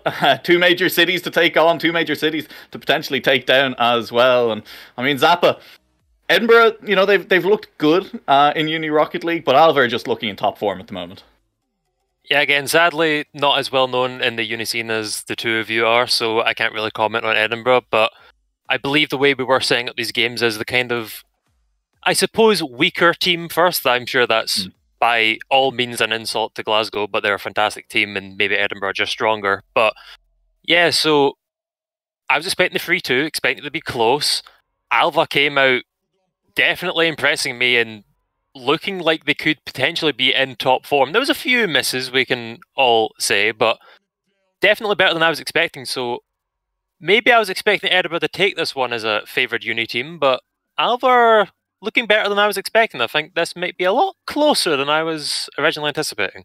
I mean, we're going to have to hope so. If we get a series half as exciting as that first series was, I mean, I'm going to enjoy it as well. So, I mean, I guess let's hone in a little bit, Joda, on that Edinburgh side. You know, they are kind of, like Glasgow, a little bit of a midfield table team in the regionals as well, you know, still like pushing that top edge of it. But unlike Glasgow, they really kind of started their season quite slowly, where Glasgow were that consistent team. Edinburgh just seemed to continue to ramp up as the season went on. Yeah, I think that is the difference. That's why the Edinburgh match has kind of been put as like the end of the fight card, the head battle at the end. Because although they did finish in a very similar position in the regional playoffs, I believe in the last 2 weeks they actually won 5 out of 6 of their games, which is a really impressive feat. And you think, if they finished their season like that, are they on that upwards trajectory that means that actually they could provide a real difficulty for the Alva team, that maybe they can bring something that the Glasgow Grizzlies couldn't? Yeah, they're going to hopefully have to stop an Alva team that are coming in riding a high as well. You know, they're all warmed up. They've been playing together. They're feeling good about it. And I mean, Rocket League's so momentum based. And I mean, I know that's definitely momentum, a word that gets overused on cast sometimes. I think we can all admit it as casters. We've all used that word a few too many times in our lives. But it's true. You know, this is an Alva side that will be coming through. They'll be feeling good. They'll be feeling hot. And I think, you know, if we also zoom back out a little bit, you know, having now focused in on the teams, the Schools Rocket League scene must be looking really good, because what we've got playing tonight are a quarterfinals team. We'll have a semi-finals team coming up later as well. And Zappa, seeing the quarterfinals teams do this well, even if it's against middle of the table kind of regionals teams, you have to feel good about the future of UK Rocket League in general. This is the quality of player coming through. Yeah, absolutely, because I myself was a player in the championships, but that was a year or two ago, and I think it's fair to say maybe the teams weren't quite up to par as to what they are now. I think I played in the winter split of 2018-19, and then I was a champ and my two teammates were gold, and we managed to get through, I think, to the quarters of the semis just by kind of scuffing it. The next season, the 1921, I was round about champ 3, grand champ level, so was one of my teammates, and one of us was a diamond, so definitely a difference between playing with lesser teammates to going with that team. And we actually got to the qualification, what would have been LAN. Sadly, COVID said no and had to play from home. Sadly lost out to the Sunderland Sears, well played to them. And yeah, since then I've just been watching the scene, and I'm glad that I played when I did, because I do not believe I would have been able to get the qualification to LAN with the teams that we have now. Luxney, AGSB, Wyke, Alva, Farnborough. The level of play from the previous years of the BEC, it's just completely skyrocketed. And with a lot of players from the high-tier teams leaving this year to go off to uni or not playing again, it'll be interesting to see what new blood comes into the season and who the new players who are going to show themselves in the light of the BEC will be for this next coming season after LAN. It definitely is. And well, I'm hoping there's a few uni players, maybe heads of societies in chat right now, scouting out players, start sending those offers, big money flowing around the university scene now. These players getting, millions to go to, I don't know, somewhere down in the south of the country. Listen, we'll head to predictions for this game as we're approaching game time here between the Edinburgh Eclipse and Alva Alliance. And this time around, we started with Zappa last time. Joda, instead, we're going to throw it over to you. How are you feeling about this series? Well, last time I got made to look like an absolute fool for saying that maybe the Alva Alliance wouldn't have experience and wouldn't know how to handle a best of 5, which of course is a stupid thing to say because they played with such confidence and dismantled the Grizzlies in the end with some really good Rocket League. So I find it hard to bet against them now. I feel like I've done it once. I can't do it again. They've swayed me here. I'm going to go 3-2 to them this time. Ooh, 3-2, going all the way to 5 games. Zappa, you were 5 games to Alva Alliance this time around. Is that... I feel like, you said it. Edinburgh may be slightly stronger team. Sticking with 3-2 Alva again? I think with Jota already seeing 3-2, me seeing 3-2 last time, I'll throw it up a bit. And I'll say, Alva looking damn impressive. And I think they have the potential to take a 3-1. 3-0. Okay. Look, you could have gone all the way in there, Zappa. All right. You want me to? I'll do it. Do it. I think... all right, Zappa, right, we're locking Zappa in. Number 3-0. Change the Easy 3-0. Zappa's locked it in there. And look, I think you're crazy. That's an insane thing to say. It's obviously 3-1 to Alva. I can't believe you'd call it a 3-0. Listen, having made Zappa, change his predictions just so I could steal it for myself, I'm going to vote for the Alva Alliance. I think they're coming in. They're looking strong. I think they're going to take it down. And I'm going to take myself away from this desk. I'll leave it to Joda and Zappa. Enjoy the series, and I hope everyone enjoys it as we're going to head towards game. Yeah, thank you very much. And I see a very cunning move there to steal Zappa's prediction. But notably, we weren't to begin with, but we're all on the Alva hype train now. It took one best of 5, and we're all convinced of how good they are. And I think that you were talking before about how there's such a quick changeover of players and this skyrocket in ability in the high school scene. And I think that it's a very different scene to the uni scene because most players are only around for a couple of years compared to the unis where often players are around for 4 or 5. And it means that you get these really fresh new teams, people who play together lots and quickly to bond. And it gives us some really exciting Rocket League. Take it away, Zappa. Yeah, absolutely. It's going to be very fun to see whether Alva can continue their performance in series number 1 against Glasgow. Maybe the closer of the two teams. I believe Alva's based somewhere near Stirling, so they're kind of the middle ground between the two major Scottish cities. And coming off immediately, Raids taking a shot towards the Edinburgh goal, showing that if they can do it to Glasgow, they can do it to the capital city, and they are here ready to fight. As that is a name I'm not even going to pronounce. What? I can't do it. Anyway, he scored. Is that harder or easier than Onmore Ruffalo? Honestly, I think harder. But yeah, of course, we see what is really creative pincher actually, and I do believe the Edinburgh player meant to do that as well. It was just they caught the Alva players off guard, not quite getting back to the net, and a surprise open net here early on. Yeah, looking like Alva just surprisingly enough after one series, not quite warm coming into the second one. Maybe the few minutes of downtime they've cooled off and kind of relaxed a bit. Which I think can be the same story for their first game against Glasgow. So maybe a goal down, they need to realise, hey, let's step it up a bit. Let's take it to Edinburgh here as Raid's taking it around his backboard. Can only meet Daymare there. And now it's hovering across the goal, and Zed is jumping up and slamming that one to the crossbar. And, well, I was baited into a 3-0 prediction of Alva. And Edinburgh are looking to shut me up, and potentially you and Nua as well.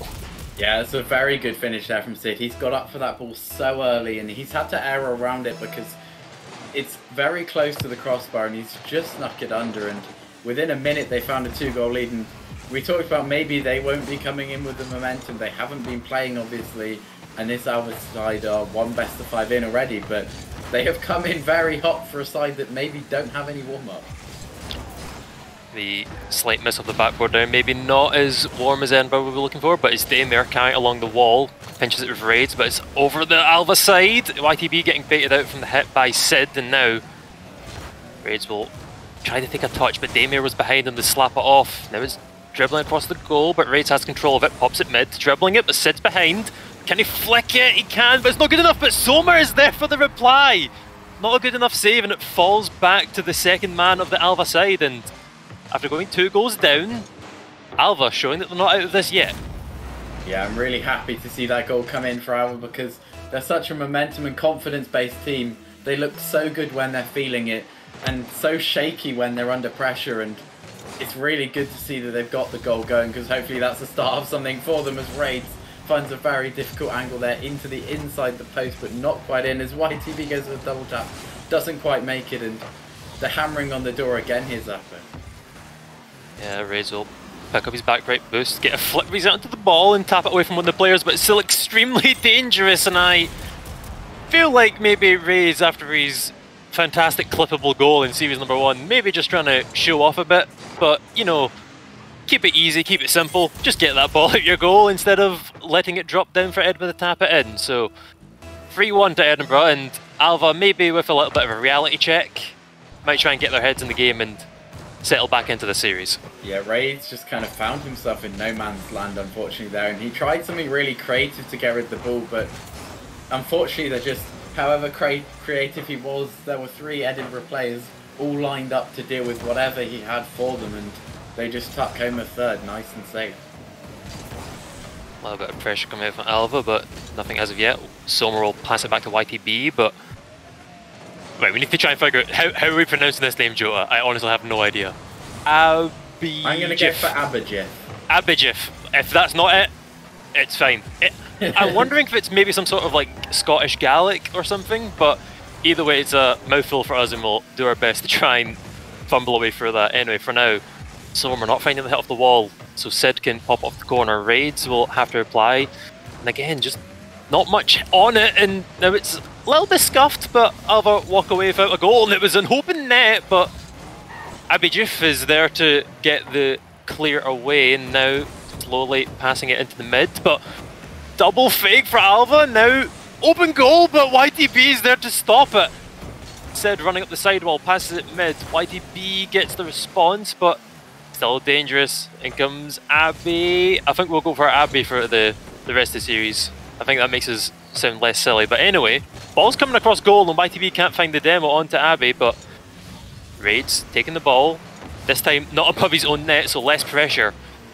But still pressure for Alva. Ball's That's a big going across goal, but no one there to take it in. And Alva have been stepping up the pressure, but not able to really find anything from it, Jota.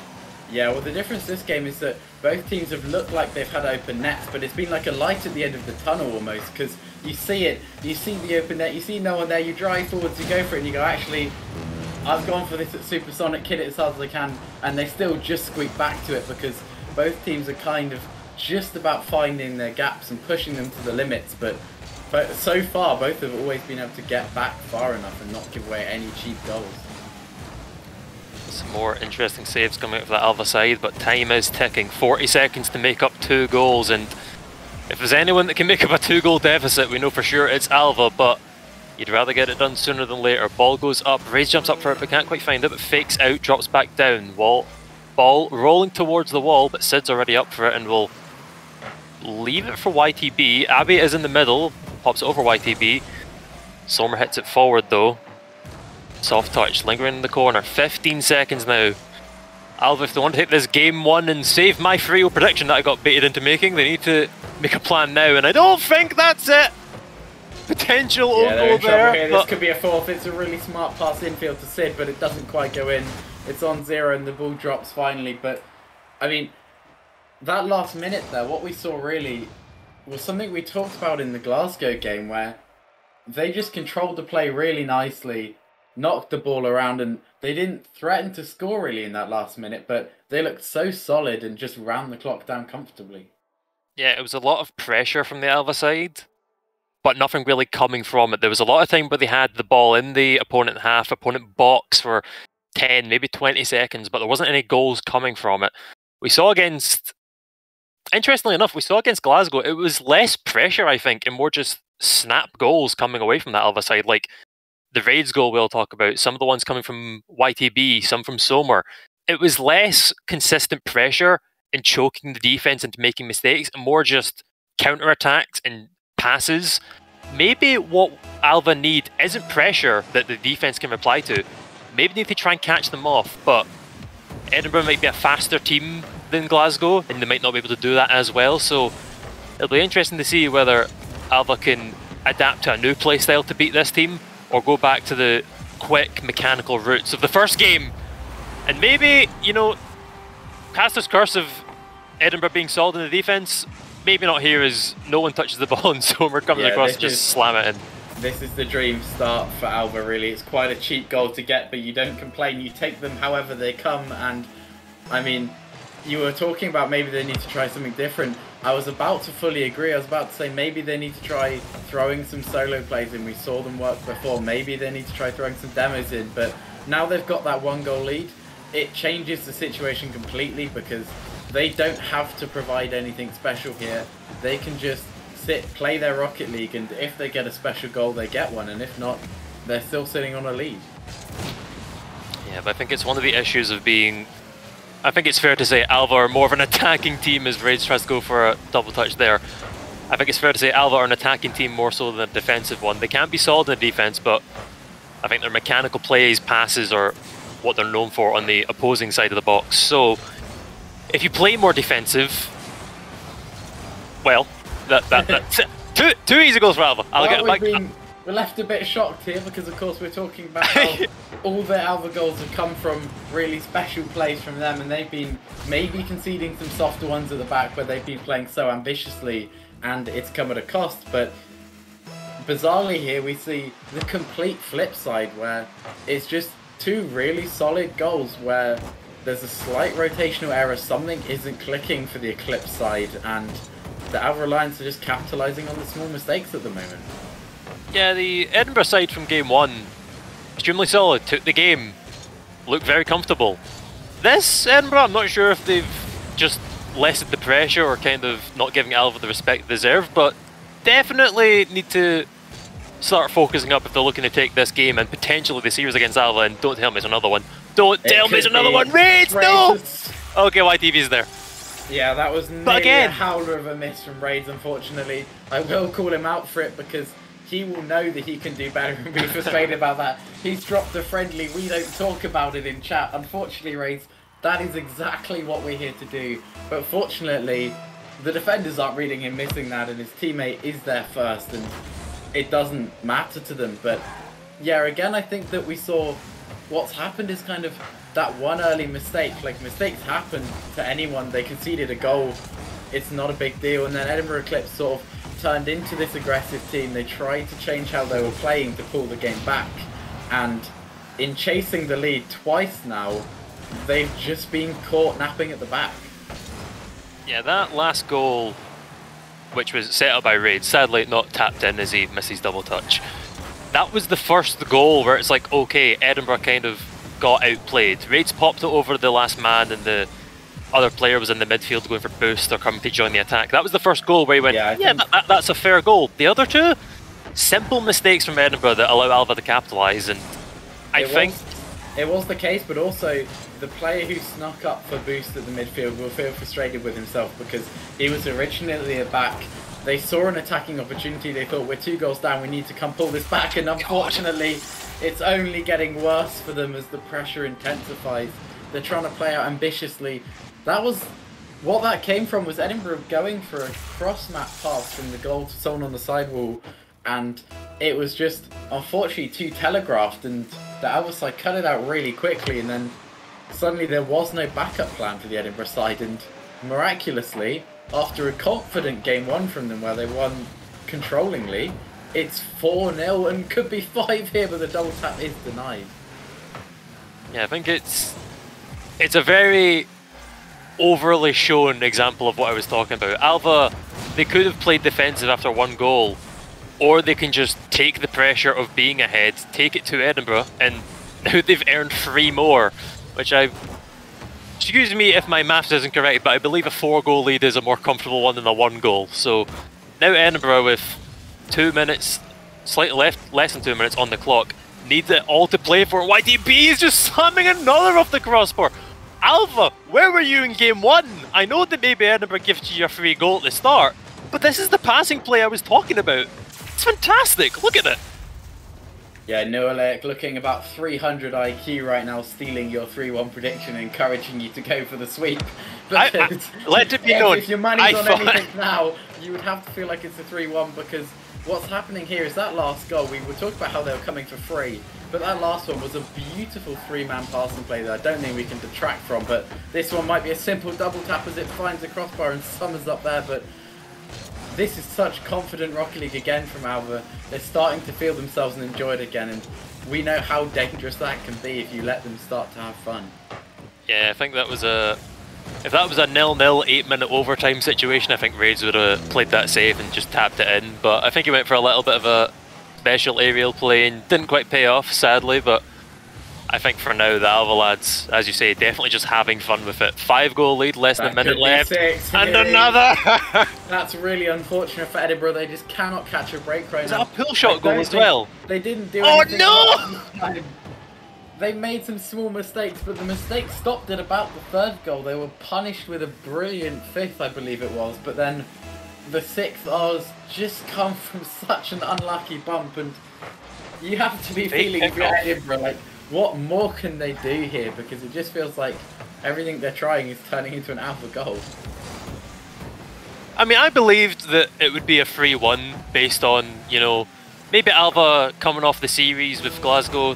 They're hot, they're warmed up, they maybe win the first game, then Edinburgh kind of take it back. It's now looking like the complete opposite. Alva kind of threw game number 1, it seems, and now, after being gifted a goal against Edinburgh, they're just running away with it. So I feel kind of okay with being wrong with my 3-0 prediction, because I think that Alva gifted them the game 1 and then stole the rest of the series. That's what I'm going with in my head, to pretend that I was right. YDB, fair enough. Are they going for Brazil? With 3 seconds left, can they get goal number 7? You know what, they might be, and I would be quite critical of this if this was a tournament match. I would say this isn't the atmosphere you should have, but in a show match, you can almost understand that they're having fun. I think he was awkward and was going to struggle to save it anyway, so he just lets it go in at that point. But you do get one advantage of this type of game if you're Edinburgh, and the plus side here is that the game was over before the halfway mark. Yeah. Which means that they've had 2.5 minutes to just chill out, write it off. They've almost certainly, they gave up on that one 3 minutes ago. They weren't worried about it. They were just focusing on the next game. They've had plenty of time to just adjust, talk to each other, hopefully come up with some plan of how they're going to get back into next game. And you think that I would be shocked if we saw something similar again in game 3 here, Zappa. Yeah, Edinburgh might have waved the white flag halfway through the series, but even at that point, there's still some definite stats to be talked about in that game. So, 6 goals for Alva Lions, 6 shots for Edinburgh, 13 shots in total for Alva. Just the constant pressure of just slamming shot after shot on goal, and honestly, can you blame them? The amount of defensive mistakes that Edinburgh made, just slam a shot towards goal, and if there's not a third man back, it goes in the net. I think this is Edinburgh's time to shine, to show that that was a one-off easy game to throw away and kind of just get their heads back together, say, we've lost this game, let's just get our mentality straight and we'll take it into game number 3. Series is now 1-1 and both the teams are tied up, but it's a matter of whether Edinburgh can shake themselves out of their rut and take the Alva here. Yeah, they're desperate for a good start, and they might actually get it here. They have been under good control, but fortunately Daymare is able to cover that. We thought for a horrible second that was creeping in. I really did. It looks like they're taking possession down here as they knock it over to the backboard, and this could be a really promising offense here as he passes it midfield. That is such a good pass. So well thought out there. He was in a really awkward spot backwards. He didn't have a lot of options, and you can see he just softly touches it down to Sid, and that is an easy finish for him. He will not miss those. Players of this caliber will take those goals every day of the week if you give them a chance to. Yeah, Edinburgh took their 6-1 defeat on the chin and realised that they can in fact play Rocket League at a semi-decent level. Huge pinch. This could be a second here, but Sommer just about recovers. That was nearly a very surprising second goal out of nowhere, but I mean, even still, the Edinburgh side are on the attack again here, but it looks like maybe Alvarez survived this one. Yeah, I think the previous goal could also be said about the hit from Raids, which also led one of his other teammates. I believe it might have been either, well, of course it was either Sommer or YTB. One of them also went up for the hit to keep it away from the goal. Raids got to it first, and it wasn't exactly fantastic. It bounced off the backboard, bounced off the ceiling, and dropped down onto one of the Edinburgh players. And I believe that it was Sommer who didn't really have respect of the Edinburgh player waiting under the ball and just kind of let him have it. Please tell me that's not it. And oh no! Oh, it's painfully close. Raids goes for the pinch there, and as he expects to see it boom into the net, it just stops still in front of him. It's like a taunt because your car has no forward momentum, so you can't do anything about it.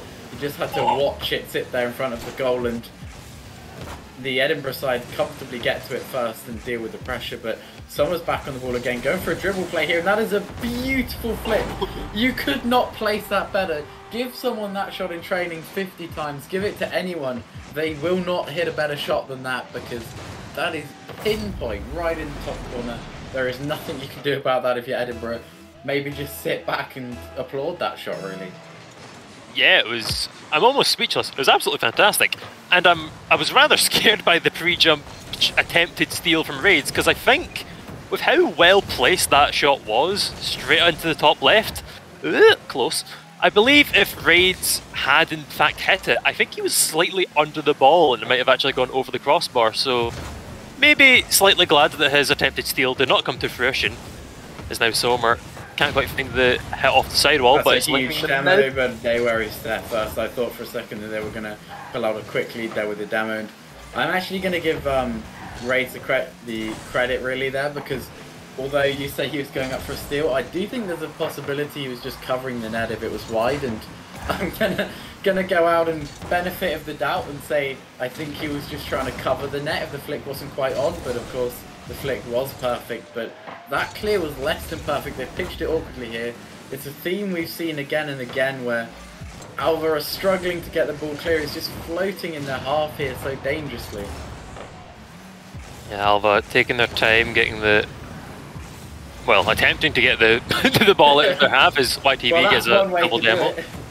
I mean, it's pretty easy to get the ball out of your own half if there's no defenders because you've demoed them all, so that's one method, I suppose. Raids hitting the ball straight above his goal, and Sid jumps up, hits off the backboard, and Abby's there, hits it wide, and YTB will get the ball and then some away from the Edinburgh player. However, hit on goal, Raids plays it soft, but it's Sid back in the middle. Daymare's up, it's slow, and Sommer's there to reply, but still, well, Edinburgh did have pressure until Sommer hits that, but now I believe that none of the Alva players would be pushing up on that because there's no way you think the keeper's going to scuff that save, but that was very shaky play from Edinburgh in the defence. It really was, but they have just about got away with it, and they've done it again now. That's caught a really awkward bounce on the post, and it's absolutely dumbfounded the striker who's pre-jumped for it. There's no way he could have read that, and this game you feel it could go any way at all. You would not like to call this because there's been so much sustained pressure from the Edinburgh side, and Alva have always struggled to get the ball clear, as it's another one there that they can't find the clearance and they're scrambling across the net once more. But also, we've seen these individual plays, you almost can't bet against Sommer just going and dribbling them all from there. But speaking of going and dribbling them, Abhijit does exactly that. Yeah, just the pop, the flip, and just powers through the save. And I believe even if Raids did get that, I think Sid was coming in there to react to the clear and slap it in anyway, so I don't think there was much Alva could have done about that one. Yeah, that was really smart Rocket League that he just stayed close to the ball and just bulldozed it through, because there's no way that you could beat that. Even if you get an amazing 50 without the momentum, which is extremely hard to do, you can only go huge demo! That is huge. I'm really sorry for talking over that one, because that goal has come out of absolutely nowhere. It looked like an easy clear for the Edinburgh side, but Raids robs them. Then he gets this really cheeky little pop infield. If he'd gone for a proper hit, he got dunked. He just went for a little vertical pop, then wave dash on for the demo, and both players hounding down in the middle. We talked about it before, that Aura is so fast, if you give them some space, they will take the shot, and if you're dead, they have plenty of space. Yeah, the hand-in-hand tap-in from Sommer and YTB there, showing there is a bit of team chemistry, even if it is just ball chasing the ball and tapping it at the bottom right. But yeah, just absolutely huge demo for Raids there, and it shows that Alva, as quick as they aren't just ball chasing monkeys. They do have brains, surprisingly enough, as many teams would disagree from the BEC. But yeah, the game sense for Raids there to go after the keeper, knowing that he had no opportunity to really do anything with that ball. And who knows, maybe in the comms, Sommer and YTB were letting him know that they're in the midfield waiting on some sort of pass or demo play, and he went to make it. So yeah, the high school team definitely showing that they're not out of this yet. Edinburgh trying to take the ball forward, but Abbey will steal the back left boost. YTB pops it forward. Raids taken off him, seeing that he can't really continue it. Set off the sidewall. Raids goes up. It's off the backboard. Who's in the middle? It's Sommer. Hit off the sidewall. Bounces mid. Almost gets it over. I believe that was Sid on the defensive line for Edinburgh. But a really good touch from Damer. This could be. Oh! He found the bottom corner. He has. The defender was getting back quickly. He had nearly all of the goal covered, but there was just that one slither on the left that he didn't have covered, and he's found it perfectly there with a good, strong, commanding hit, and that's the game for Edinburgh. That certainly was not the game that we were expecting, was it, Zappa? After the one before. It was something. We, of course, knew that Edinburgh would take that loss in game number 2 and then react accordingly, and they did. Oh, it was that last goal there. Raids turning in rather than going full back. It may be the right decision in all honesty, but just so close to getting the ball off the player that took the shot. And I believe that was Sommer coming in and then just inches away from making the save. But that's all the advantage that Edinburgh need to sneak away and steal game number 3 here. And with the 2-1 series lead, that knocks out my prediction of a 3-0, which was a pseudo 3-1 prediction. It also knocks out Nua's. So, Jota, the state of prediction is now all on you. A 3-2 for Alva? Still on the cards, do you think, or are Edinburgh looking a bit too comfortable now? Well, I still do believe in it, really, because when Alva are feeling it, we've seen it. They do not struggle to score goals and be creative. We saw that really creative demo play there when they really needed it, and the goals they've been conceding, it's been the smallest of margins in every case, because that last goal came from not quite reading a corner bounce properly, and then the player getting back could only cover 85% of the goal, and Edinburgh said, okay, we'll shoot in that final 15% then. So I think that they're really close to having everything hooked up, and we just need to fit those pieces together. I could really see it coming, but that was very frantic defending there, and still they're scraping on by on the defense. It's a flamboyant squishy save there from Raids that gets the 50-50, and it's still in the Alva half. They cannot get rid of the ball as Dayman knocks it middle. Yeah, it's pressure for Edinburgh, and it leads to the goal. I'm not sure if that was a matter of Alva running out of boost. Fortunately for viewers of the stream, you do have the plugin that allows you to see the boost, so maybe it was, maybe it wasn't, but suffocating pressure there for Edinburgh, getting on top of Alva, just not allowing them to make any solid clears. Alva managed to get a few, but either went into the ceiling or straight sideways. They got about 4 awkward clears, one after the other, and it was all that they could get in their position. There was like nothing against them really. They just were left in awkward positions. It was all they could do, and they found themselves left all over the place because they'd all used all of their positioning up trying to get these initial clears, and they just didn't have what it took to get the final one as the ball floated middle. And all credit again to the Edinburgh side, because they've been so clinical. I mean, you give them an inch and they've found the corners every time. Yeah, now it falls to Alva to see if they can respond to the 1-goal lead for Edinburgh. Raids is waiting in the corner. Not a lot of boost, but hit from Abbey goes to the sidewall. Sid once more hits it into the side. It's a soft hit mid, and I don't believe that's threatening the goal, but Raids will get the soft touch anyway to keep it away.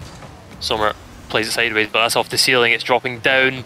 YTB gets a hit, but it's still very dangerous, and Sid potentially taking it away from their own teammate. I'm not sure, but in any ways, Alva have a potential counter-attack. Unfortunately, they just had an awkward miscommunication. I think, fortunately for them, the defender was actually very well placed, that they were actually getting a good 50 or save anyway.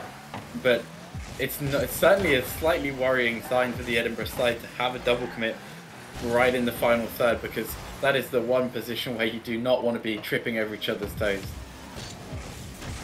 So we're popping up the sidewall a little bit too deep for him to get the second touch from the flip. Raids pops it over one though, and I believe we'll pick up the mid boost and challenge Abbey, but won't get touching the ball, but it's perfectly lying in the middle for YTB, jumps up. Oh, that's There's no one there to respond. Touch up. That's all it takes sometimes, just one really well weighted touch. He's put lots of thought into this one really. It's been, because if he went for the goal there, which I do believe would have been his initial plan, there were 3 people covering it. He's realised in an instant of a second from his initial pop where the defenders are, and he's just gone for a gentle pop off to the side, and it's left really like a free tap in for Raids in the end there. He'll be so thankful to receive an opportunity like that on a plate from his teammate. Yeah, absolutely. Again, we saw in the last game, great game sense mindset for Raids to go for that demo in the keeper that led to the overtime. Great game sense here for YTB to understand that he can't score that goal, but he has a teammate on the backboard waiting who can. So keeping it away from the keepers, taking all 3 players out of the game is all we need to do, and now, who knows, maybe we'll see a great play coming out from Sommer in the near future, feeling a bit left out that his teammates are getting all the credit. But it's a team game, and Alva looking a lot more comfortable than they did in the last series maybe as they hit to the backboard. Abbey jumps away from it. Raids can't find the flick onto it. And now Sid is there to respond, but it's going to go off the backboard. Not the greatest hit from YTB, maybe potentially tripped up Sommer there. And once again, Edinburgh have the pressure. Not the goodest hit from the backboard, and it falls to the mid. And after such fantastic pressure from Alva on one side, that's just not the hit you're looking for if you're Raids. Unfortunately, it's been the theme of the game for Alva. They have been finding the saves. Do not get me wrong. Most of the shots have been good, and most of them have been saved. And then it's that follow-up 3 or 4 phases down the play where they're just all left out of position because they've already done their bit. They can't get back in round, and they haven't bought themselves enough space because this Edinburgh side are so good positionally that they have plenty of pressure applied, and they're able to just keep that going and not let them out of the back foot really. Alva, 1 minute left, not in the lead. They've been here before. Sometimes it's worked, sometimes it hasn't. Raids taking the ball forward, gets the air dribble. Spectacular. Oh my god! As soon as you see Raids going up for those, you start to think this could be special. And boy was it special. He gets a lovely spin around it, a perfect second touch on that ball. He could not weighted that better. It's just right at the bottom of the backboard. It's a striker's dream because when it's low on the backboard, the angle completely opens up for you. The defenders, they're left on the ground almost because he's gone for a really good change of direction mid-air dribble and a good change of pace as well, and that is a brilliant clinical finish there.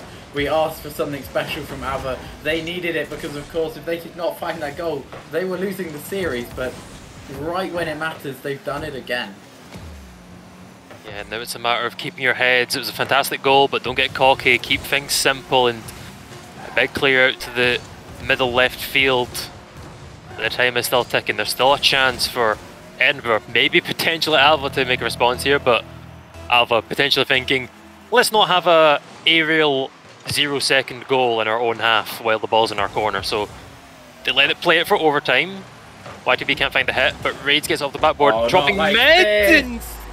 That is such a shame to see because they've shown us so much potential, and their series has unfortunately came to the end off of a phase of play that we have to admit that came from the kickoff inevitably within 9 seconds there, and it was really good clinical Rocket League. You have to give it to the Edinburgh Eclipse team because every time they were given a chance, they took it. I mean, that game, we look at the stats at the end there, they took five shots, they scored 3 of them.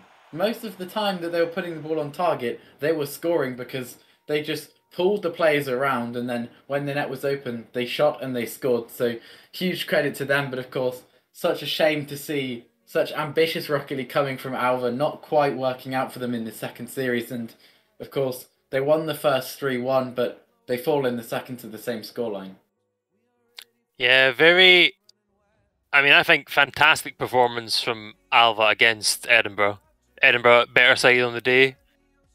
Maybe just better side in general, who knows, but I don't think Alva are feeling hard done by that loss. They didn't come on and get 3-0 swept and make a mockery of themselves. They definitely showed that there's potential in these young players, and I think it was a fantastic game to see. But yes, that does wrap up our series from Edinburgh against Alva, 3-1 to the Edinburgh side. And we're going to throw it to a quick break before we get into our next series of games featuring a new team from the BEC. And you'll have to stick around and see who that is in just a moment.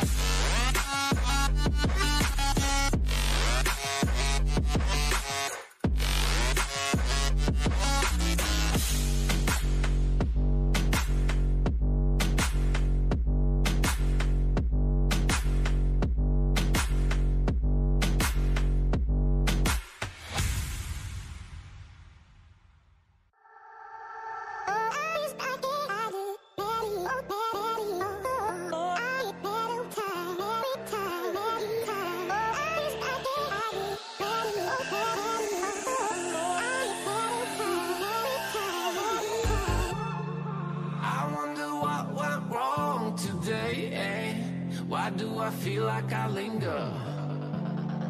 Linger between the words to say the words to remember. Now we're here to take control over your body and over your soul. We're gonna take back everything and lose it all. Lose it all. We lose it all. Feel it in your arms, feel it in your legs, feel it on your fingertips and feel it in your head. Just let your body go, just let your body go, just let your body go and move to the rhythm.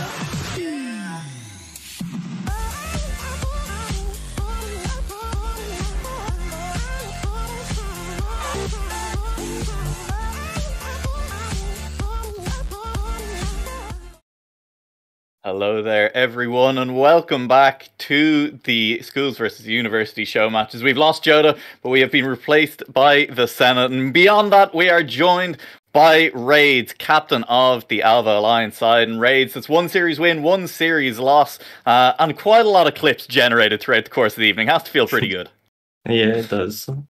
The team played pretty well, I'd say, and the comms were a bit off, but it's fine. We had fun. Yeah, I have to say, we had a lot of fun watching as well. And I mean, Zappa, a man who's been following your career with great interest throughout the Schools League as well. Definitely, has some questions, I think, for you as well after tonight's games. Oh, yeah. Hello again, Raids. Good to see you again. What was all that? Like, I know you guys are a good mechanical team, but you guys really stepped up today and surprised me, who I've seen what you guys can do, and I wasn't anticipating that kind of performance from you guys. Yeah, well, Aaron said that he was feeling kind of cracked today, so I was like, okay, I guess I feel cracked too. So it was always in the intense situations where I pulled stuff off. I'm not sure why, but it just kind of happened. Just popped off a bit. Yeah, I was actually going to ask. There was a lot of situations where you guys were actually... I mean, I think most of the games you lost the first goal lead, and then there was some times where you're down 2 goals with 1 minute left, and you guys just kept bringing it back. So is that maybe the hidden talent of the Alva side? When you're down and under pressure, you guys just bite back like a closed-in animal or something? Oh, yeah, because I'd say that, because I remember back in the show matches when we were... Oh, no, I think it was the St. Vincent's tournament or something. We were up against Exeter, and we were 2 series down, and then we came back to 2-2 and then lost in overtime in the last game, if I remember correctly. And then they won the series overall. Yeah, so definitely a more mechanical performance from all of you guys, but also, I mean, you guys were saying that apparently the comms weren't quite there, but there was a lot of great team plays between you guys. It was a lot of your great mechanical goals came from passes, and also there was great team plays with bumps and passes away from the keepers. Your demo on the keeper was a fantastic one in Utopia Coliseum. So you say the comms were off, but that didn't seem how it looked to me. Was the team maybe not up to the standard you were expecting? No, they were way past the standard. There's like in terms of mechanical, they were, but the comms were. I wasn't talking much, which is kind of my fault. I wasn't really doing much, but Blair and Aaron were doing most of the talking, and I was just trying to concentrate. And I have a really bad habit of not speaking when I concentrate, which kind of ruins the comms sometimes. That's why you've seen some double commits from me and Aaron and Blair sometimes. I mean, a few double commits, maybe not as many comms as you like, but it was a fantastic performance nonetheless. Well done, and I'll throw it over to Senate in case you have any questions to ask the man himself. Well, I mean, I was just really impressed the whole game. I mean, your mechanics were, from all of you, were absolutely fantastic. One question I found it really impressive how you adapted to how they played throughout the series. Was that like a conscious decision? Were you chatting about what they were doing, or was it just like maybe a almost telepathic switch? You knew how to play. What was going on between games? Seems like half and half. Like we kind of realized that, like as soon as we got into the Edinburgh games, we definitely knew after seeing the titles that they were going to be a lot tougher, and we tried to adapt to how we've played in the show matches, like towards GC level, and we kind of picked up the pace of it, and then we kind of just got on path with each other, and we're just like communicating well, scoring passes and stuff with each other. Yeah, I mean, that was again, as I said, that was brilliant to watch. That was my only question, I'm afraid. So I'll pass it back over to our host. Absolutely, Raids. I have to say, it was a pleasure watching those games. You know, I mean, any plans for the team going forward? Are you going to enter any tournaments outside it as well? Because, I mean, listen, you guys have the chance to go far in some things. In terms of outside school tournaments, me and so Lux are playing in a few weeks, I believe, and two of the people from there have asked me to join them in the Intel World Open qualifiers that was supposed to be in the Olympics. So we're going to try and see how far we can go in that for fun. But me and Somer are staying on next year for school, but YTB is leaving the team, unfortunately. So we have to find another third to replace for next year. Absolutely. Well, I mean, look, there's a decent core there, Raids. We have to say it was fun watching you tonight. Best of luck with anything you do in the future. Best of luck. I mean, look, maybe we'll see you at the Olympics off the back of that. And thank you very much for joining us here on the desk. We'll say goodbye to you for now. And we're going to head straight towards prepping for our next series of the night because, hey, we still have 2 more matches to go. And we're going to say hello to our next school's team. We're going to say hello to the Farnborough Condors. And Zappa is the team. They made it 1 round further in the playoffs than the Alva Lions, but they did also get swept by Lux tonight. So, you know, I mean, maybe not a huge amount to go off between how these two teams performed. Yeah, Alva, I would definitely say solid mechanical team. Surprised me with how well they played as a team together. I would say it's a very interesting switch between Alva coming into the Condors game. I would say maybe the opposite. They're an okay mechanical team. They have potential to pop off, of course. But I would say where they really shine, I think there's other teams that have okay team play and are great mechanically, and they can beat out the Farnborough Condors. I would say Lux are one of those. I think, honestly, if Farnborough could work on their mechanics, I think that Farnborough Condors are the best team chemistry in the BEC. It's just a matter of they make fantastic passes, they always know what they're doing, the rotations are usually on point. It's just small little defensive mistakes or missing the ball or shots not going quite where they want them to that make them lose games against, you know, Lux in it, who are very fast teams, or Showmatches against some other fantastic mechanical teams. So I'm wondering, it's going to be a matter of if these uni teams are quick enough to shut down Farnborough, that they can take the lead and take the games. But I'm really hoping that we see the Farnborough that I know they can be, with amazing passes and showing us just how much of a unit they are together. Yeah, fingers crossed. And of course, over on the other side, Senate, Oxford Brooks Vipers. I mean, they're a pretty new team in the uni scene. You know, they've only really been around for a year, as far as I know. They're going to have to show that, you know, they have what it takes to take it on when they're being given a bit of a stage to perform on. Yeah, I think Oxford Brooks are they're a really solid team. I mean, probably one of the better university teams. But I mean, if Farnborough are anything like as good as the Alva we've seen here, then it is going to be tough. It is going to be tough. They're going to have to be prepared to really play today. Yeah, they are. So we're going to head rapidly into predictions as well. There's always got to be a bigger fish. So Zappa, what's your prediction going to be for this series? Again, sadly, I don't know much about the uni team, so I'll just have to guess. I'm hoping that if Farnborough come out and show that they are the team that I know they can be, that they will take games. I don't know. I always need to cheer for the high school side because I don't know anything about uni side, so I'm going to support the team. Better the devil you know. So I'll go for a 3-2, and hopefully it's in the favour of the Farnborough side. All right, 3-2 in favour of Farnborough. That's fair enough. Playing it safe. Senate, what's your call on this one? Oh, this is tough. I think Farnborough are going to have something to prove here. I think they're going to be coming into it really wanting to beat them, and I think my prediction is that they will. I think 3-1. Although I would love to see Oxford Brooks prove me wrong. Yeah, absolutely. So that'll be 2 votes over for Farnborough, but always 2 there are. No more, no less. And I'm going to throw it the other way. I'm going to say I think this time around the uni side can't take it. I'm going to vote for Oxford Brooks on the desk. We're going to have it at a 2-1. And with that, I'm going to leave the boys to it and I'm going to take myself away. Enjoy the series. We're hoping it delivers as well as Alva Lions have for our 2 series so far in the night.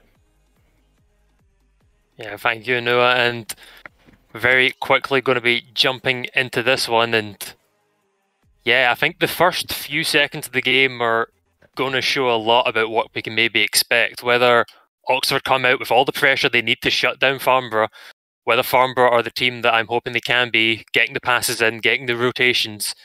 It's a matter of seeing what these two teams can bring in the opening few seconds that might dictate the rest of the series. So, yeah, I suppose well, we'll just have to see what's going to happen.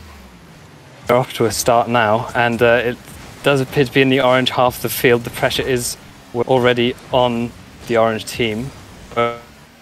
FDP sending it down the field, looking for a teammate, and he does clear it to the middle. JW looking for a shot, nearly gets it, and Aaron will take it off him. Pop into the midfield by... Oh, there's always some difficult names. Is that just 6? I think 6 is the way... So it's... Yeah. 6, I don't know. 6? We'll go with 6, and it's we'll probably wrong, but we'll go with it. Anyway, Aaron turning around for the Oxford side, popping it forward, Narozu keeping it out, plays it at the corner. But 6 is up and jumping for it. Can't quite find the hit. Benno will take it off him. JW leaves it from into the forward. Has a pop midfield. Narozu hits it high, and JW is going to be lurking in, but Aaron hits it away to the side wall. And so far, I think with the games we saw between Alva Glasgow and Alva Edinburgh, they had rather explosive starts, but this one seems a little bit tamer, a little bit more the teams feeling each other out and seeing what's happening rather than the extremely aggressive start we saw in the last 2 series. Yeah, it's been a bit quiet, maybe not too much aggression, a few attempts at some fast plays, but nothing really coming to fruition. There was a good shot there, but again, another good save on the end of that. Ball coming back into the defensive side for Farnborough. JW goes up for it, can't quite find it, but Benno shadowing the attack. Can't quite find the tackle, and Aaron will hit it past them, but Narozu's there to hit it forward. JW potentially faking off the sidewall. Narozu and JW both going for the same ball, but it's enough for the keeper to get a little bit of a scare out of it. Ball lingering across the top, but FTP plays it out to the mid. JW, I think he was trying to pass that forward for Narozu, but a little bit of a miss, and now, once again, Oxford on the attack. Ball's going wide across goal, pop away, falling into the midfield, and Aaron finds the hit away from Benno, but it just falls in the midfield, and Farnborough now have the attack, popping it off the wall. JW's up!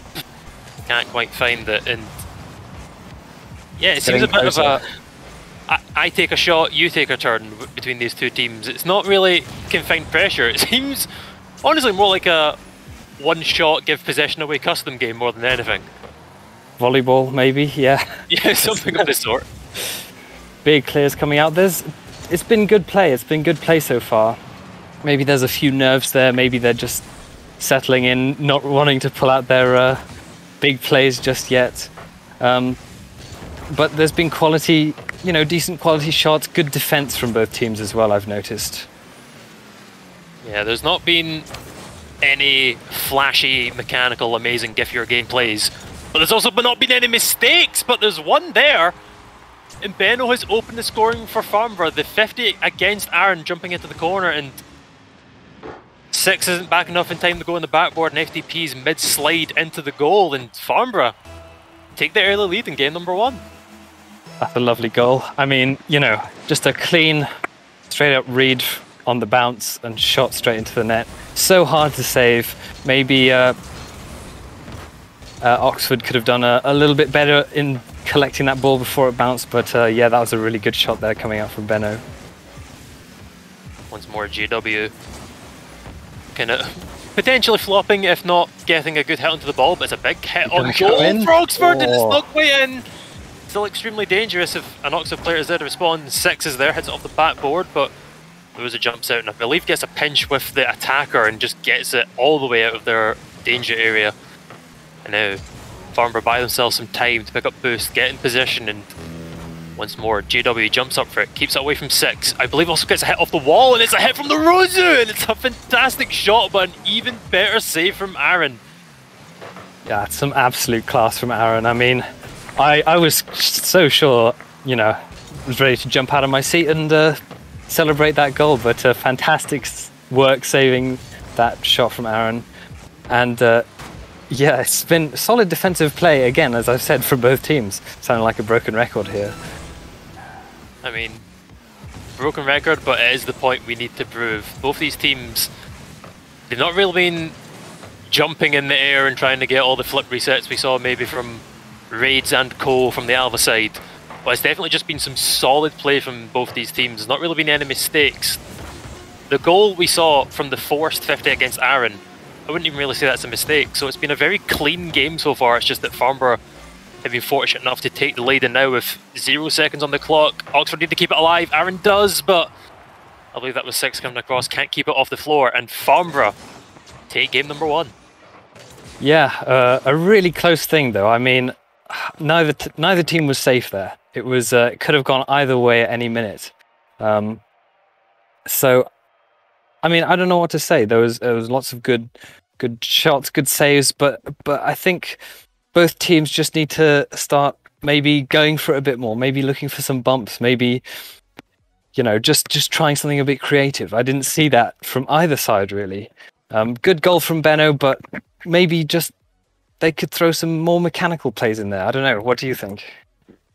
Yeah, I think sometimes as casters you can't hype up every touch of the ball. You need to sit back and go, that game was a little bit slow. Both teams feeling each other out.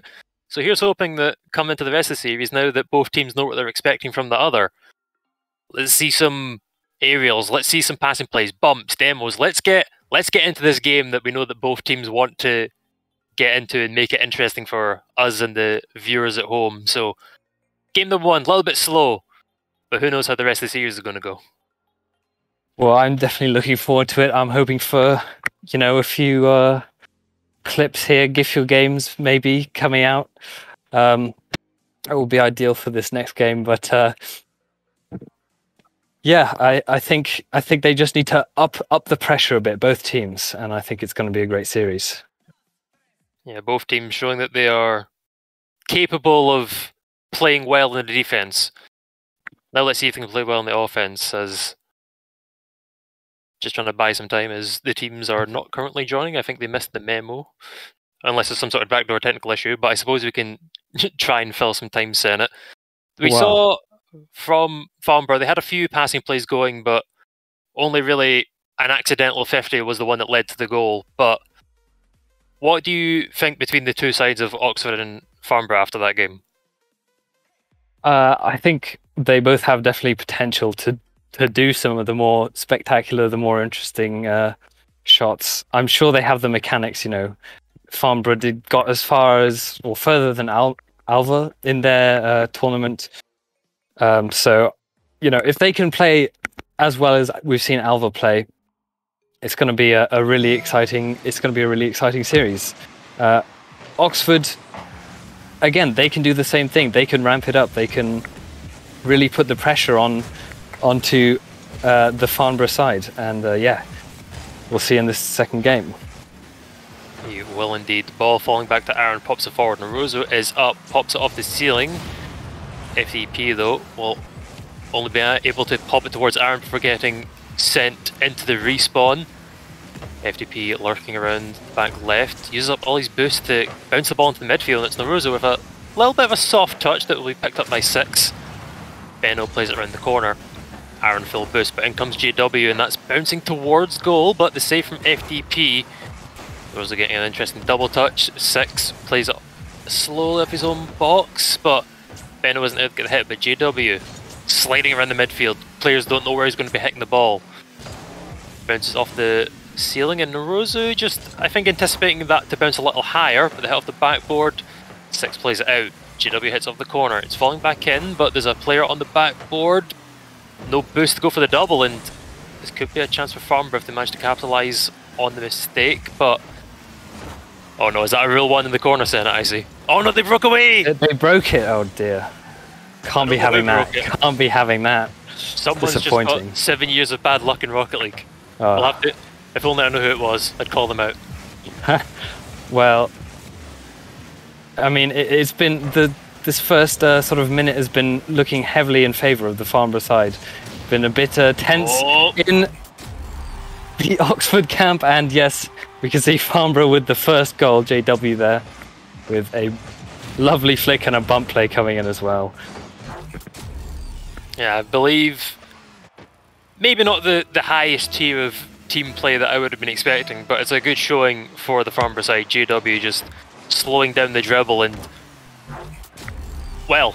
Immediately another one. I was a little bit cut off. JW slowing down the dribble, and I believe that was in the Rose of getting the demo, and now just a great kickoff in favour of the Farnborough side, and JW is up there like a rocket and just cleanly taps it into the top right. It was an open goal, could have put it anywhere. Still puts it in a difficult location, even if there was a keeper down there, so...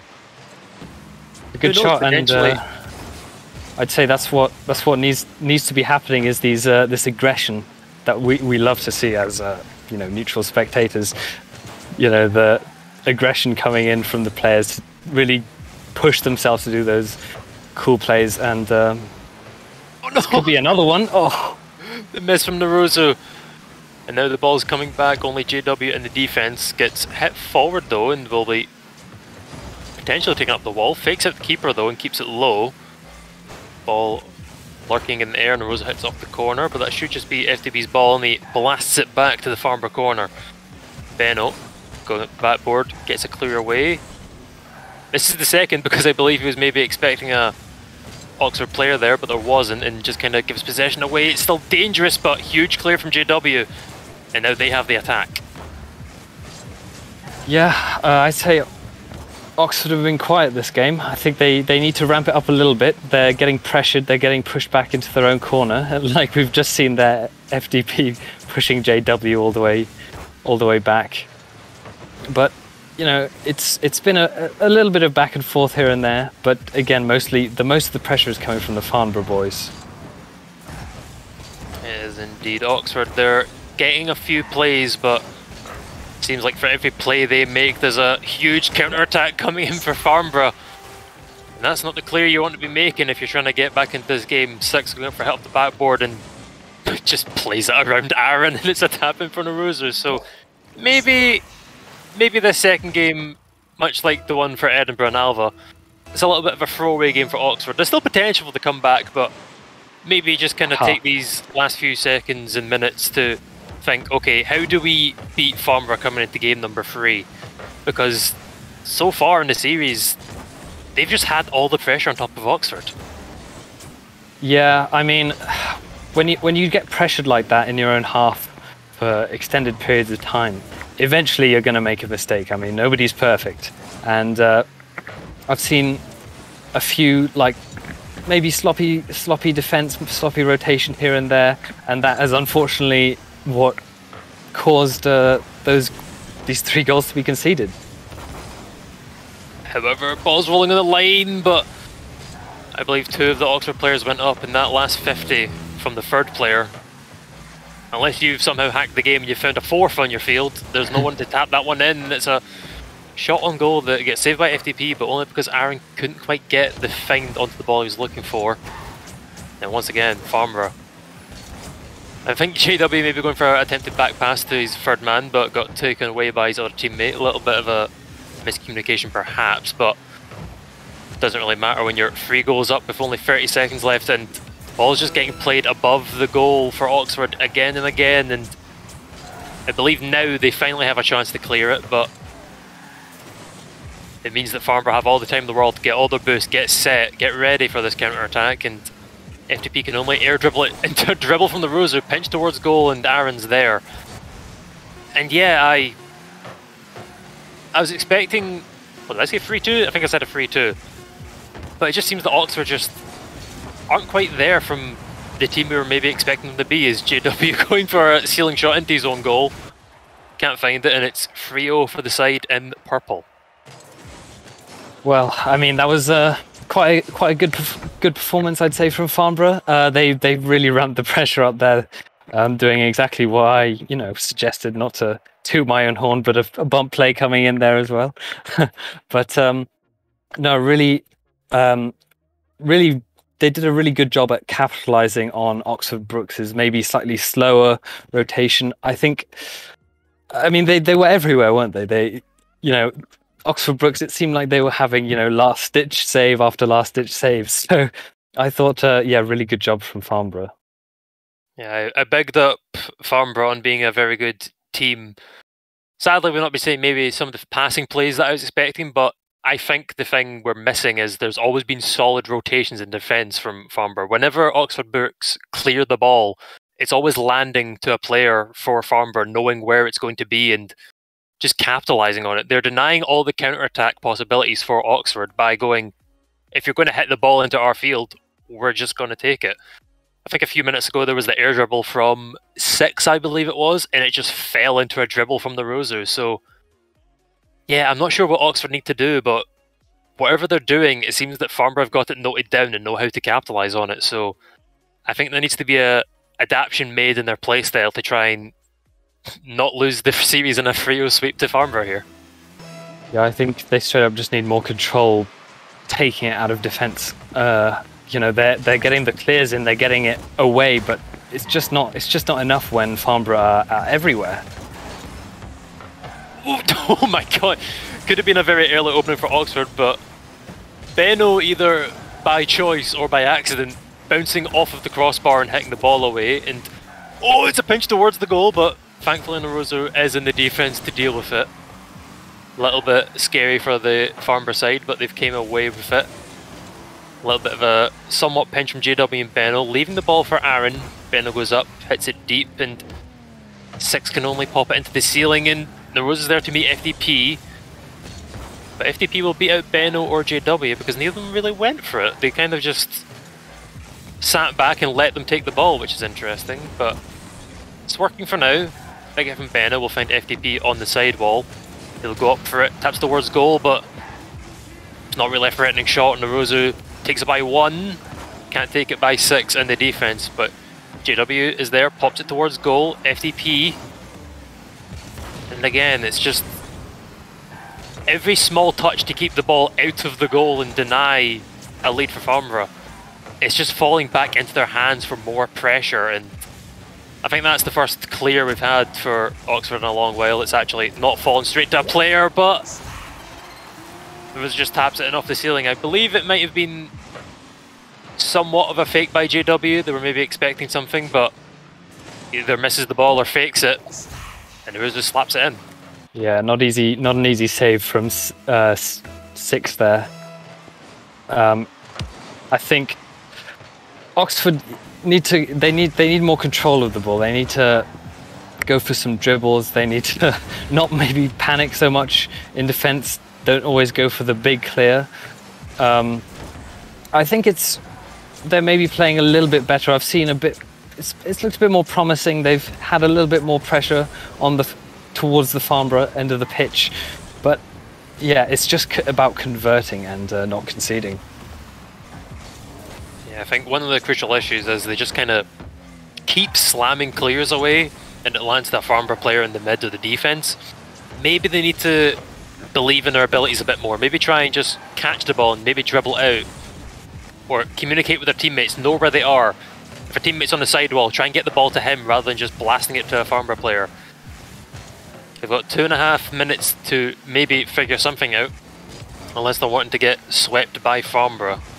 It's a big hit from JW though, and 6 is there, but fortunately finds a somewhat 50 with JW that finds itself back into the midfield from pass from JW, and there is a little bit of a shining light of the Farnborough that I know. JW slapping a pass mid, and it's just out of reach of FDP, and Narozo slams it on goal, and Aaron is not there to make the save. That's the Farnborough that I know, and I'm hoping to potentially see a bit more of that in the rest of this series, however long it may last, and potentially against their next opponents coming up, perhaps shortly, if this lead continues. Yeah, that's a really beautiful play. I always enjoy seeing passing plays. You can hit all the flip resets you like, but a passing play is always going to be more beautiful to me. But that was, an interesting one from Naruto. FDP caught out there, and it's just placed perfectly in the top half of the goal. It's just so awkward for the Oxford team. Yeah, of course.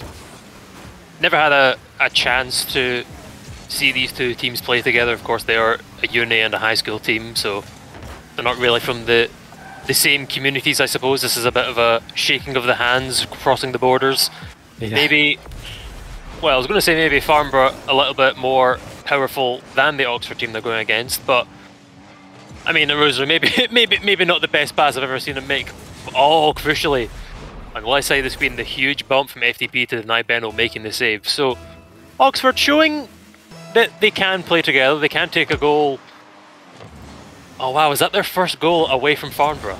Yeah, it it is. was. Yeah, I was going to say it's at least preventing the total shutout, which is not something you want to see from any perspective, really, apart from Farnborough's. Could potentially be another. It is. It is. Could be a comeback potential, maybe. Do you reckon? I mean, if Farnborough are going to shut off their brains and keep jumping into 50s to go towards their own half, potentially. We'll have to see. Maybe getting the 3-goal advantage, then the 2, they're thinking, we've still got this, we can kind of mess about. Maybe with only 1 and the threat looming of a potential overtime, Farnborough might kind of get themselves back on track here, but we'll have to see. Oxford could still cause an upset here for Farnborough.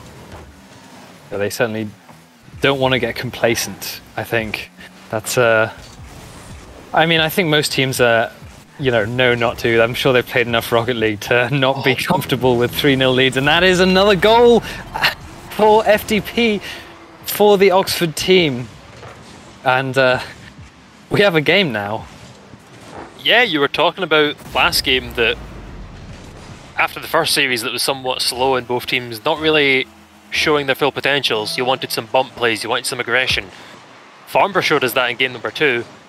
And now, after being 3 goals down, Oxford are the ones coming out, bumping away keepers, getting easy tap-ins, and fortunately enough, not an easy tap-in there for Farnborough, but both teams now showing that after what we may consider some warm-up games for both sides, things are heating up in game number 3.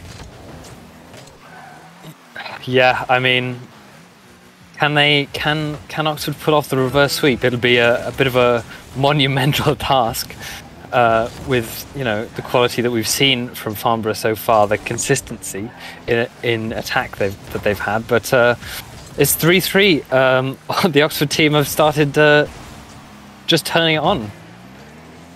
Yeah, after losing the first 2 games, not scoring any goals, there's now the potential upset, a reverse sweep, taking everything away from Farnborough they worked so hard to get. 6, popping the ball into the corner, 0 seconds on the clock, and Naruzu slaps it to the floor, resetting the game for a kickoff. And I believe that is what Farnborough won. I think they're a rather good team on the kickoffs, as we saw from their goal in game number 2. Yes, game number 1 was a 1-0 boring shutout. So now they have possession. Naruzu plays it by 1. Gets a 50 against the defence, but now 6. Goes for a hit off the sidewall and can't find the second. Aaron's up though. Plays it to the corner. Naruzu will more than likely be catching it. Gets baited out. Does Aaron by the man in the corner. FTP pops it away from his teammate. It's still good enough, but I highly doubt that was meant as a somewhat golf tee manoeuvre. And now, following the mid, FTP hits a forward. He finds 6. That's the first, well, at least to my knowledge, the first very solid passing play we've seen from Oxford. Why have they took till game 3 to wake up? They're 2 games down, match point, or series point rather, for Farnborough. And only now Oxford are starting to wake up, but it's a very dangerous situation. JW finds the hit off the backboard, and it will be a sweep. The first 2 games very heavily in Farnborough's favour. Oxford Brook showing in game number 3 that they did have potential to take something away from Farnborough, but just not enough. And I think the 2 losses in games 1 and 2 are rather fair for Farnborough to take, but Oxford at least showing game number 3 they were here to play against Farnborough, just not good enough. Yeah, Farnborough going out with a bang there. I mean, that was a brilliant shot. Brilliant setup from JW and Benno finishing it off. Absolutely classy play there. But yeah, a bit unfortunate from Oxford Brooks. They had potential with that overtime to get that step further into the into a game 4, but nevertheless, Farnborough have made it through, or have won the series. Indeed, they have. So that was a little bit easy for Farnborough, some could say. Maybe not game 3, but we'll have to see if the team they're going to play against next in the next series will maybe provide a bit more of a challenge for the team in purple.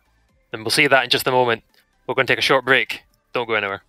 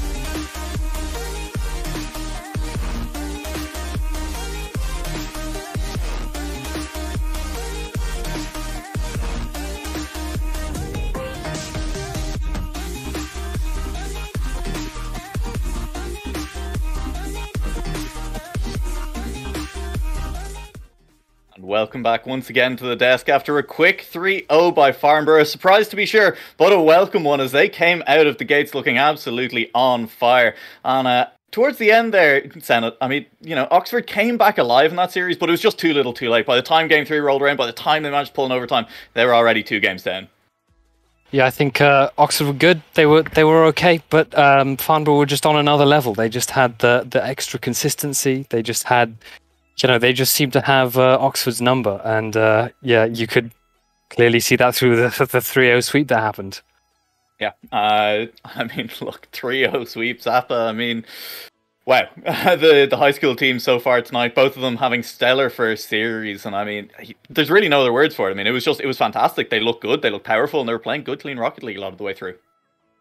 Yeah, the first series from Alva coming out being mechanical gods and showing off, maybe not taking the game away from Edinburgh, but the Farnborough team just, until they started maybe throwing the last few goals because they got a bit too cocky, but they were very solid against Oxford for the first 2 games and for the first 3 goals of the second, or the third rather. So yeah, and we saw that last goal coming out for Farnborough where they showed the passing plays that I know they can do. So it's a matter of, can they repeat that performance in the second series coming up, or are Reading just going to be a little bit too much for them? Yeah, and it's going to be interesting to watch as well, because this is a Reading side that are, on their day, very, very good, but this may not be their day, because they are going to be playing with a sub this evening, and that does kind of knock those average ranks down a little bit, maybe introduces some of those communication errors we heard Alva were struggling with earlier as well. And I mean, Senate, it's going to be a little bit harder for them to take down a Farnborough who are looking so informed because of, that sub coming in. Yeah, it's interesting. I mean, Reading are in fact they're made it to National League, I believe. So they're of a slightly higher quality team than Oxford. It could still be a big challenge for Farnborough, I think. I don't think either team should underestimate the other. I think Reading are a very, very, very good team. Farnborough are, as we've seen in that, are solid. They're really good at putting on the pressure. It's just to see how each team handles the other team's play styles. Always interesting to see, as you say, how play styles match up. And I guess before we head into predictions, the question is, Zappa, Farnborough, are they playing at a level you'd expect? Are they playing above a level that you'd expect? You kind of said Alva came out and showed you something you hadn't seen from them before. Same true for Farnborough here?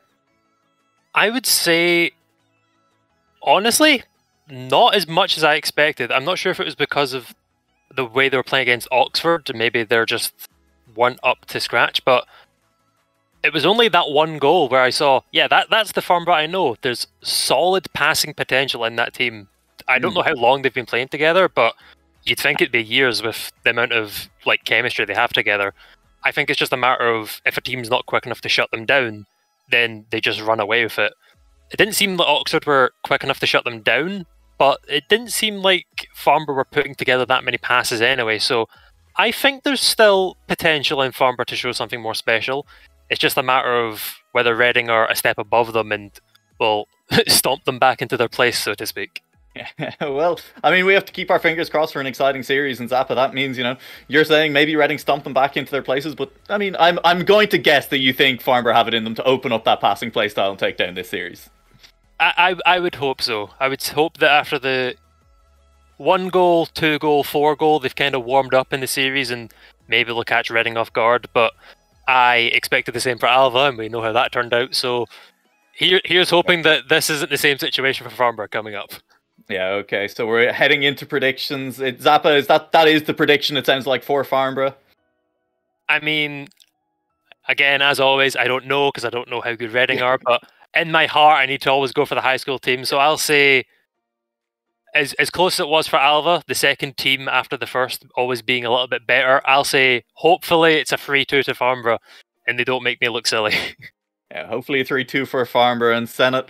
I mean, betting against the high school team in the second series, it's worked once tonight. Are you going to stick with that, or are you going to say that, this time around Farnborough, they've just been looking strong enough?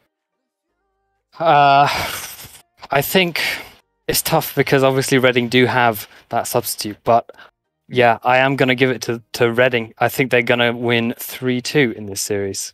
It's going to be close, though. Ooh, I mean, both of my fellow panelists thinking that it's going to be a close series, and I think I'm going to hope for it to be a close series as well. So I'm going to say they tie at 3-3. No, I mean, look, the main issue with saying that, first of all, we're not going to 6 games. Secondly, the overlay can't do it. I need to give an answer. I'm going to go with the uni team. I think we're going to end the night tied up, both high schools winning 2, both universities winning 2, and I think both times the second series is going to go to the university. It's going to be Reading. I think we're going to get a close series. I'm going to call it 3-2 as well. And with that, we're going to say goodbye to Zappa. Thank you very much for joining us here on the desk, and we're going to say hello to this game as Farnborough and Reading get ready to load into this game of Rocket League. And fingers crossed, Farnborough, if they can come out with a bit of aggression again, sometimes that can just catch opponents off guard, Senna. You just come out, get them on the back foot, and Oxford weren't able to recover from it in time. Oxford Brooks just by game 3 were maybe finding their way into the series. Maybe they can do the same to Reading. Yeah, it's. I mean, the beginning of the game does tell a lot. I always find how they react to the kickoffs. How aggressive they are. Do they go for bumps? Do they go for passes? Do they go for some crazy mechanical air dribble double flip reset? That would be lovely to see. But yeah, I'm looking forward to this game, and it looks like we're about to start. Yeah, we should be able to get underway here any second now. The countdown's on, the cars are rolling, and we have touches on the ball, and it's going to immediately head the way of Farnborough. They've made their way into their opponent's half. It's going to be shot on target. Benno has to turn around and get a touch to that one, puts it wide of the post. A lot of early pressure here, rattles off post. Osnut's not able to put that one on target. Dash here with follow-up, not able to go there either. And Reading, early pressure hasn't led to a goal, but it is Farnborough who are reeling off of this kickoff. It's Farnborough who are stuck on this back foot, not able to push forward out of their own half for the time being. Reading, though, not really taking the opportunity, not really making the most of the chances they've been given, and now we're just going to settle back a little bit into a game, and it'll be the counter-attacking chance. Good defense coming through, and it should just slow down as teams now find their balance in this game.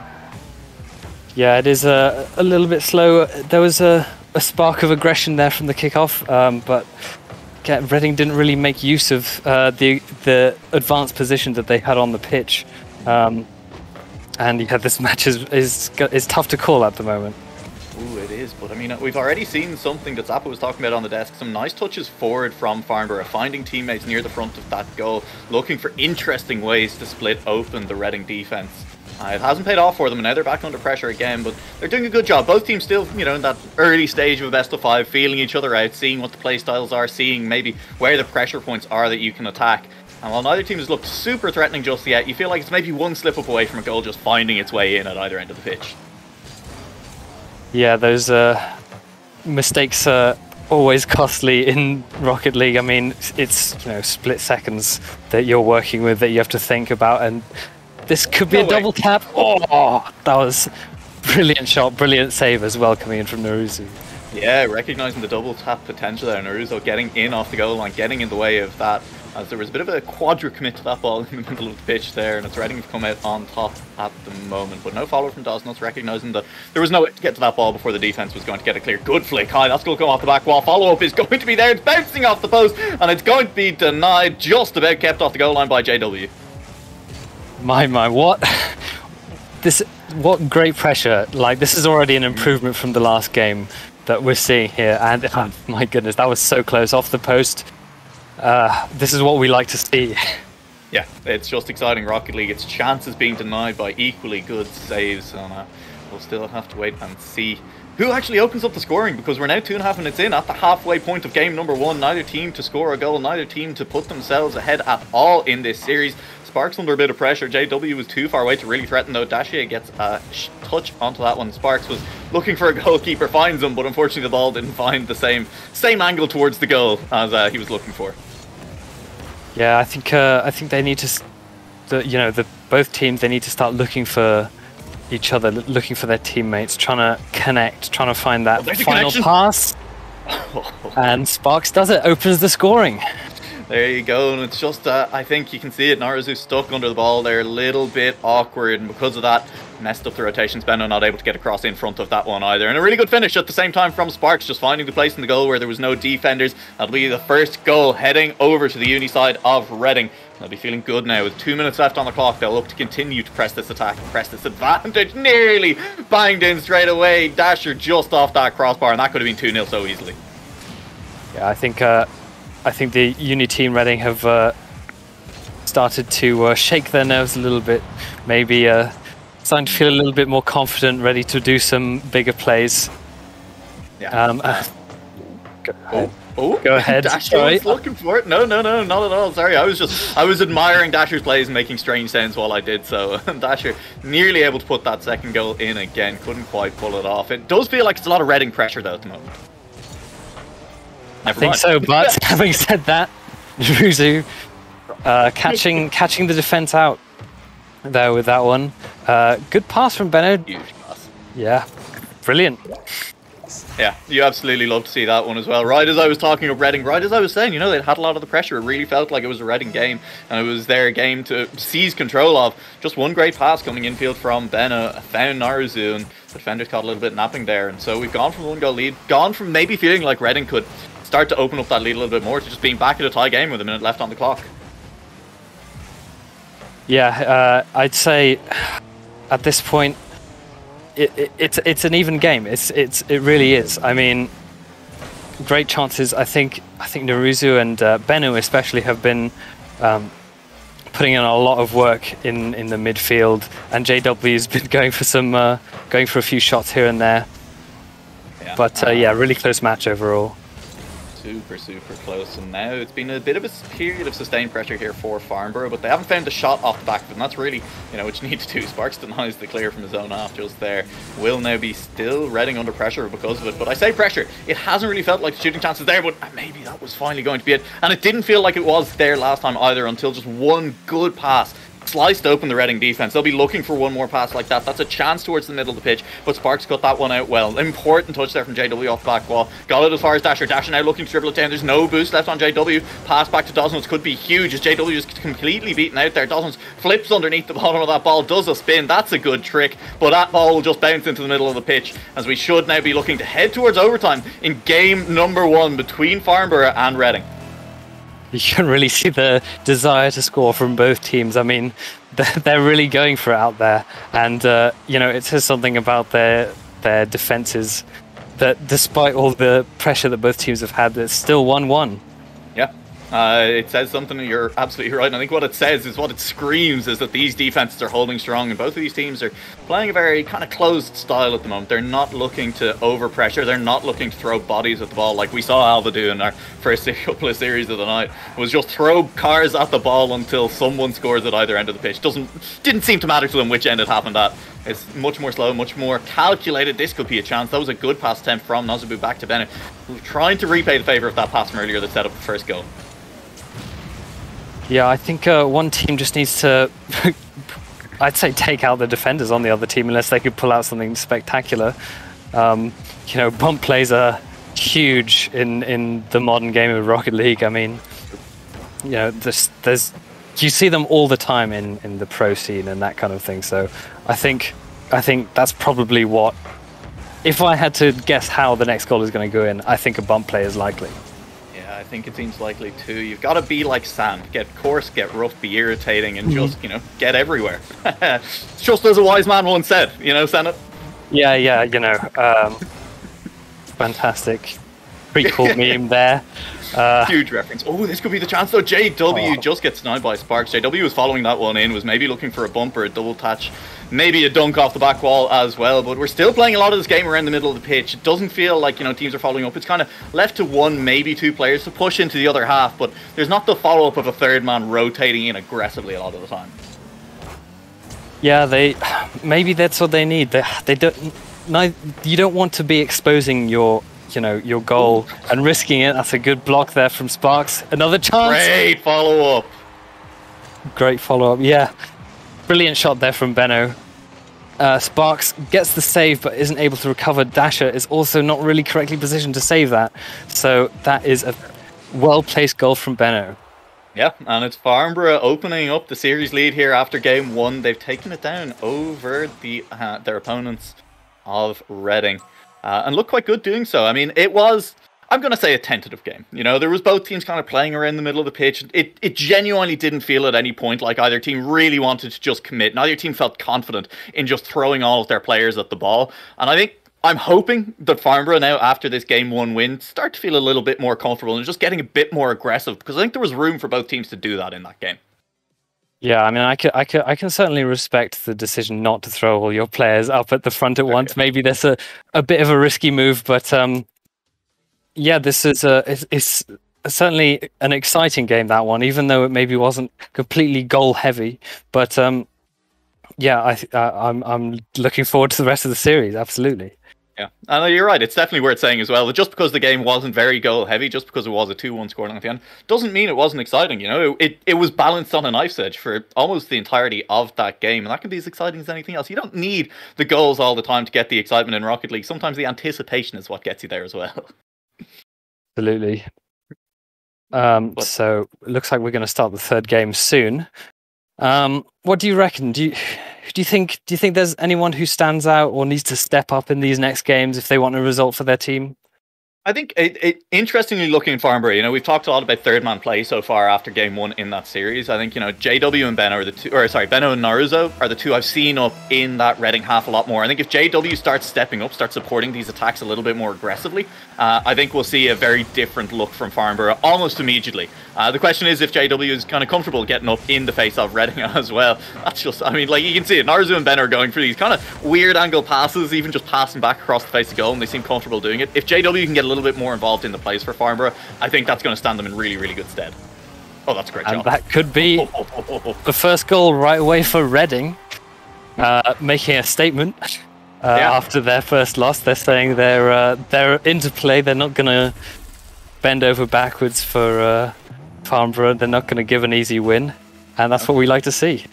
Yeah, that was absolutely beautiful. Reading living up to their name there as Dosnuts read the defense like a book. That was beautifully played off that side wall. Managed to open up the scoring, but of course Reading did open up the scoring in game 1 as well. Went on to lose just 2-1, and so I'm sure they'd feel pretty comfortable if they could put in another couple now. They don't want to leave this lead at 1-0. It'll be Reading back on the attack now, looking to open up that second goal. Sparks is up high. Benno is down. Naruto with the bump. That's good bumping plays coming through. Something that, you know, Senate, you specifically called out in game 1 is kind of lacking from both teams' arsenal.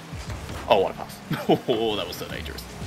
Yeah, I mean, I always say this, I feel like when I'm doing casting, is like bumping is so powerful. Maybe it's just like there's nothing you can do against it if you're really good at bumping. So no, it's just true. Something I like to see. I totally agree. Like, you're absolutely right. I think we say it a lot on the casting desk in general, just because it's true. Do you know what else is good? Just dribbling past the entire defense, forcing the double commit, and leaving the way open for Sparks to just slam one home, center of the pitch, hellfire explosion, because that was a hell of a dribble from Dasher. Yeah, nice dribble. Didn't quite get the connection on the flick, though. Could have been a sick solo goal right there, but it's a good follow-up after the rather scuffed clear or scuffed block. You know, great stuff coming out from Reading. Uh-oh. That's it. Yeah, great stuff from Reading in the defense of Farnborough. Looking a little bit lost under that ball. They've gotten away with it for the time being as two players just jumped under it. And Reading now do what they couldn't do in game 1 and extend that lead a little bit. This is now a little bit more comfortable. They're no longer just at risk. So maybe now we see Reading really start to play with a bit of confidence, play with a bit of aggression, because they have that 2-goal cushion.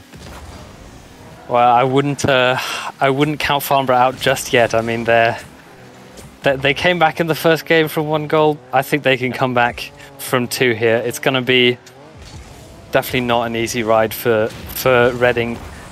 You know, Farnborough should be putting on the pressure here if they want to, you know, stay competitive. Yeah, and it looks like that is exactly what they're doing. We saw Naruto making a nuisance of themselves on that goal line. Didn't quite lead to anything, but there was 3 members of Farnborough involved in that play, and it was a lot of pressure on the Reading defence. That's exactly what we want to see. It'll be a heartbreak if it leads to a goal back at the other end of the pitch. It's out for the moment. Benno, though, doesn't have boost. Will get knocked down, but Sparks, in doing so, has put a shot onto their own net. It hasn't gone in, but that was dangerous for half a second there, and that could have been our first own goal of the evening. I don't think we've seen another one, have we? Not an obvious one, for sure. But yeah, that would have been quite a shot, to be honest. It's been quite... Is messy the right word? I don't know. There's lots of bumps, and I mean, obviously, I've just had a rant Reset about the reset. He has the reset. what a shot.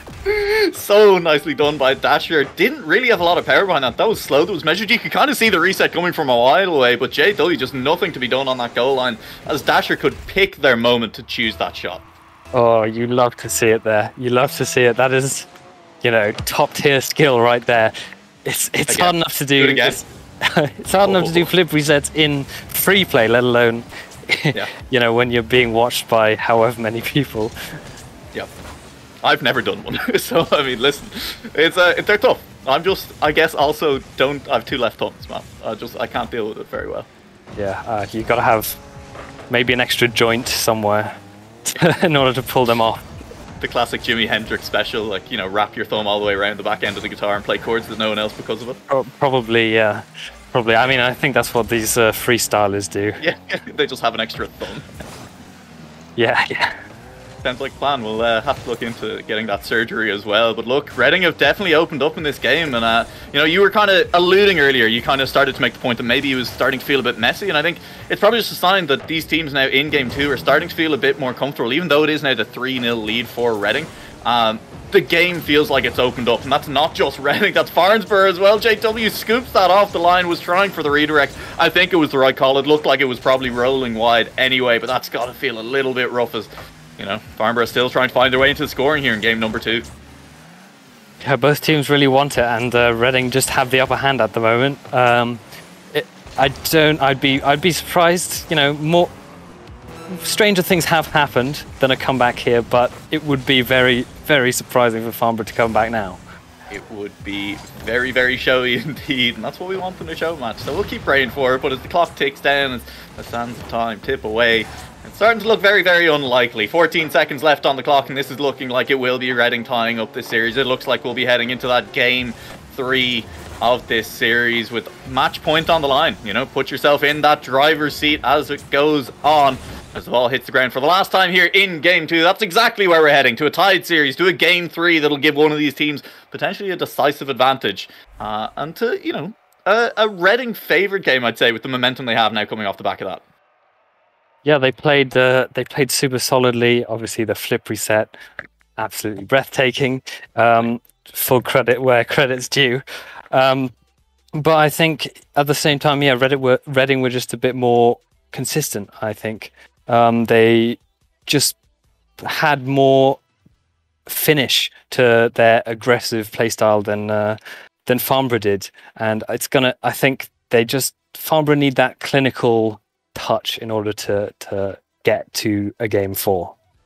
Yeah, I don't think you're wrong, and we know that they have it, right? We know that they have that ability. We've seen it a couple of times. That pass from Benno, was Benno down to Naruzu or the other way around? It doesn't really matter. The whole point was they've shown that they're capable of finding each other in front of goal. They've shown that they can finish when they're given those chances.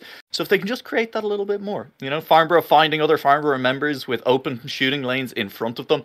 Definitely not a done deal just yet. As we head towards Game 3, as the players load onto the pitch, we're going to see which of these teams can actually eke out the advantage. Will Reading keep this momentum going, keep Farnborough at bay, or will Farnborough start finding those shots, start finding those angles, and find the passes that we were promised by Zappa on the desk? Yeah, what I loved about that last game, it was 3-0, yes, but it wasn't like Reading were just hammering the one side of the pitch and that Farnborough had no chance. Farnborough are still very, very much in this series, and I think it's going to be super close. Yeah, and I mean, already you can see it. That was a good passing attempt into the middle of the pitch, but Naruzu read that so well. Reading, denied their own name right there as the play was read over on the other side of the pitch. And this just means that there's been a little bit of pressure there, but once again, Farnborough not quite able to find a way through. The Reading defense holds a little bit too strong. That's launched over the top, but a good clear means that Reading don't find their way through on this time of asking. Dasher now following this ball up the wall, will come off the ceiling, can't find the contact, but Benno misses as well. That just means an open net off the top right corner. No follow-up there as two Reading players are sitting in the back half, are sitting in their own end of the pitch. No boost for Farnborough means that there will be no follow-up from them either, though, and this ball has just spent about 10 seconds bouncing around on that corner of the pitch, bouncing around beside the boost, and finally something will happen, but it's just a back pass from Reading. Yeah, not too many chances off the bat here. First minute in, and it's been very midfield heavy, I'd say. It's, not maybe a few more shots needed. Close there, but again, there's no one to follow it up. That's what Farnborough need. They need that third player or second player to put the balls in the back of the net and, convert their chances. Yeah, absolutely. It's so scary, but it's true. Sometimes you just have to commit even though you're not sure what the outcome will be. Even if you're like, ooh, I could be in a little bit of an awkward spot. Maybe I'll just sit back and defend instead. It's like, nah. Sometimes you just need to attack, and this could be JW. No, once again, we'll just kind of pull out of that attack instead of, going up a little bit earlier and committing for it. And both of these teams, it definitely feels like there's going to be room for them to find a way through. That's Benno now down to JW. This could be the chance they have. That was a really good shooting attempt from JW from the middle of the pitch, and a lot of power generated from behind that one from a very long range away. Hasn't led to the goal, though, still, crucially. And this means Reading will get a chance to do it themselves. They've opened the scoring twice in 2 games. They won't do it here just yet. Yeah, I think I'd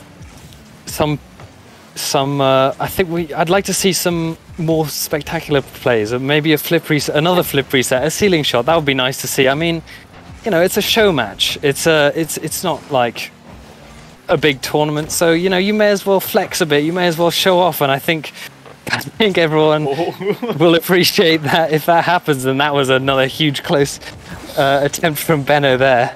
Yeah, we were asking for the show off. I don't think we were asking for ping pong skills, but ping pong skills, or what am I trying to... Yeah, ping pong skills. Yeah, sure.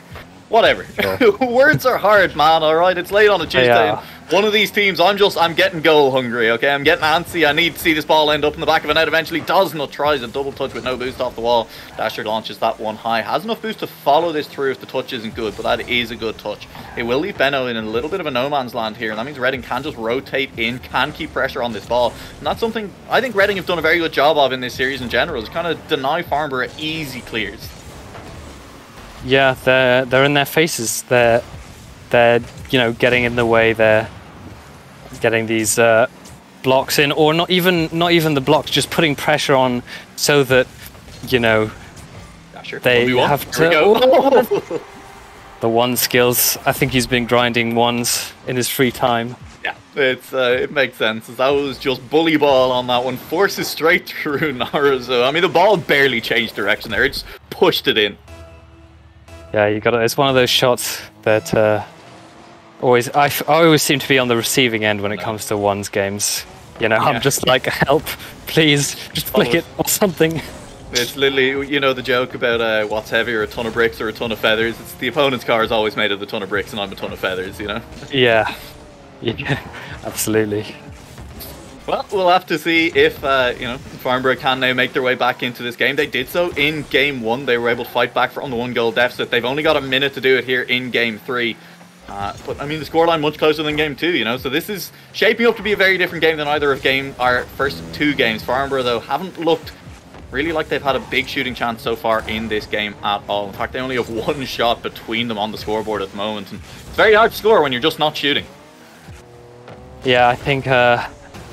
Reading are they just have that little bit more than Farnborough in this game. I think they're just like slightly better at controlling the midfield, slightly better at putting those shots on target and converting.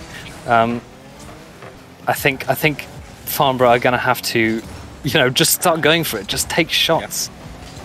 Absolutely. I mean, we're here in a show match. You're looking like you're about to be a game down on match point, and the time is now. Just throw bodies on the ball. That's how you do it. We were asking for it, and Benno just throws the car in front of the ball, in front of the goal. The dunk, I'm going to call it a dunk, comes through, and Dasher just pops it up. Benno's there. Nothing to be done for the defense. What a read! What a read! I mean, it's hard to predict that. It was very awkward for Dasher. And good positioning from Benno overall. It's what we love to see. Yeah. Are we going to get a decisive goal at the last minute?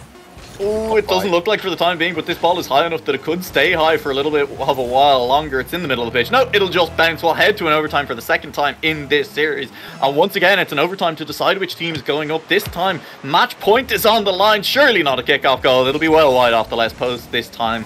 And so we will stay in this overtime for a little while longer. I mean, this could be long. This could be a long overtime with the way these guys have been playing. So, maybe grab your popcorn if you've got any.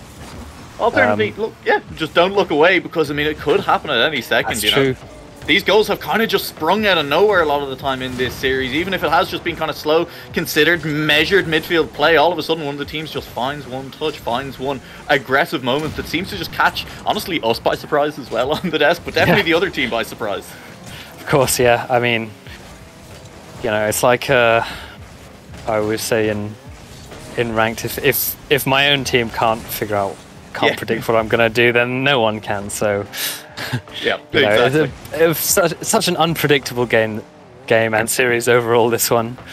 It has been so much, and this is dangerous off the back wall. Unpredictable is the word for it, and I wouldn't want to try to predict which way this overtime is going to go. But it does look like Farnborough are starting to mount a little bit of pressure. They kind of struggled to do that throughout the game, but since then they've gone from having one shot between them all to Benno having 4, and that's in the last minute and a half of gameplay, really.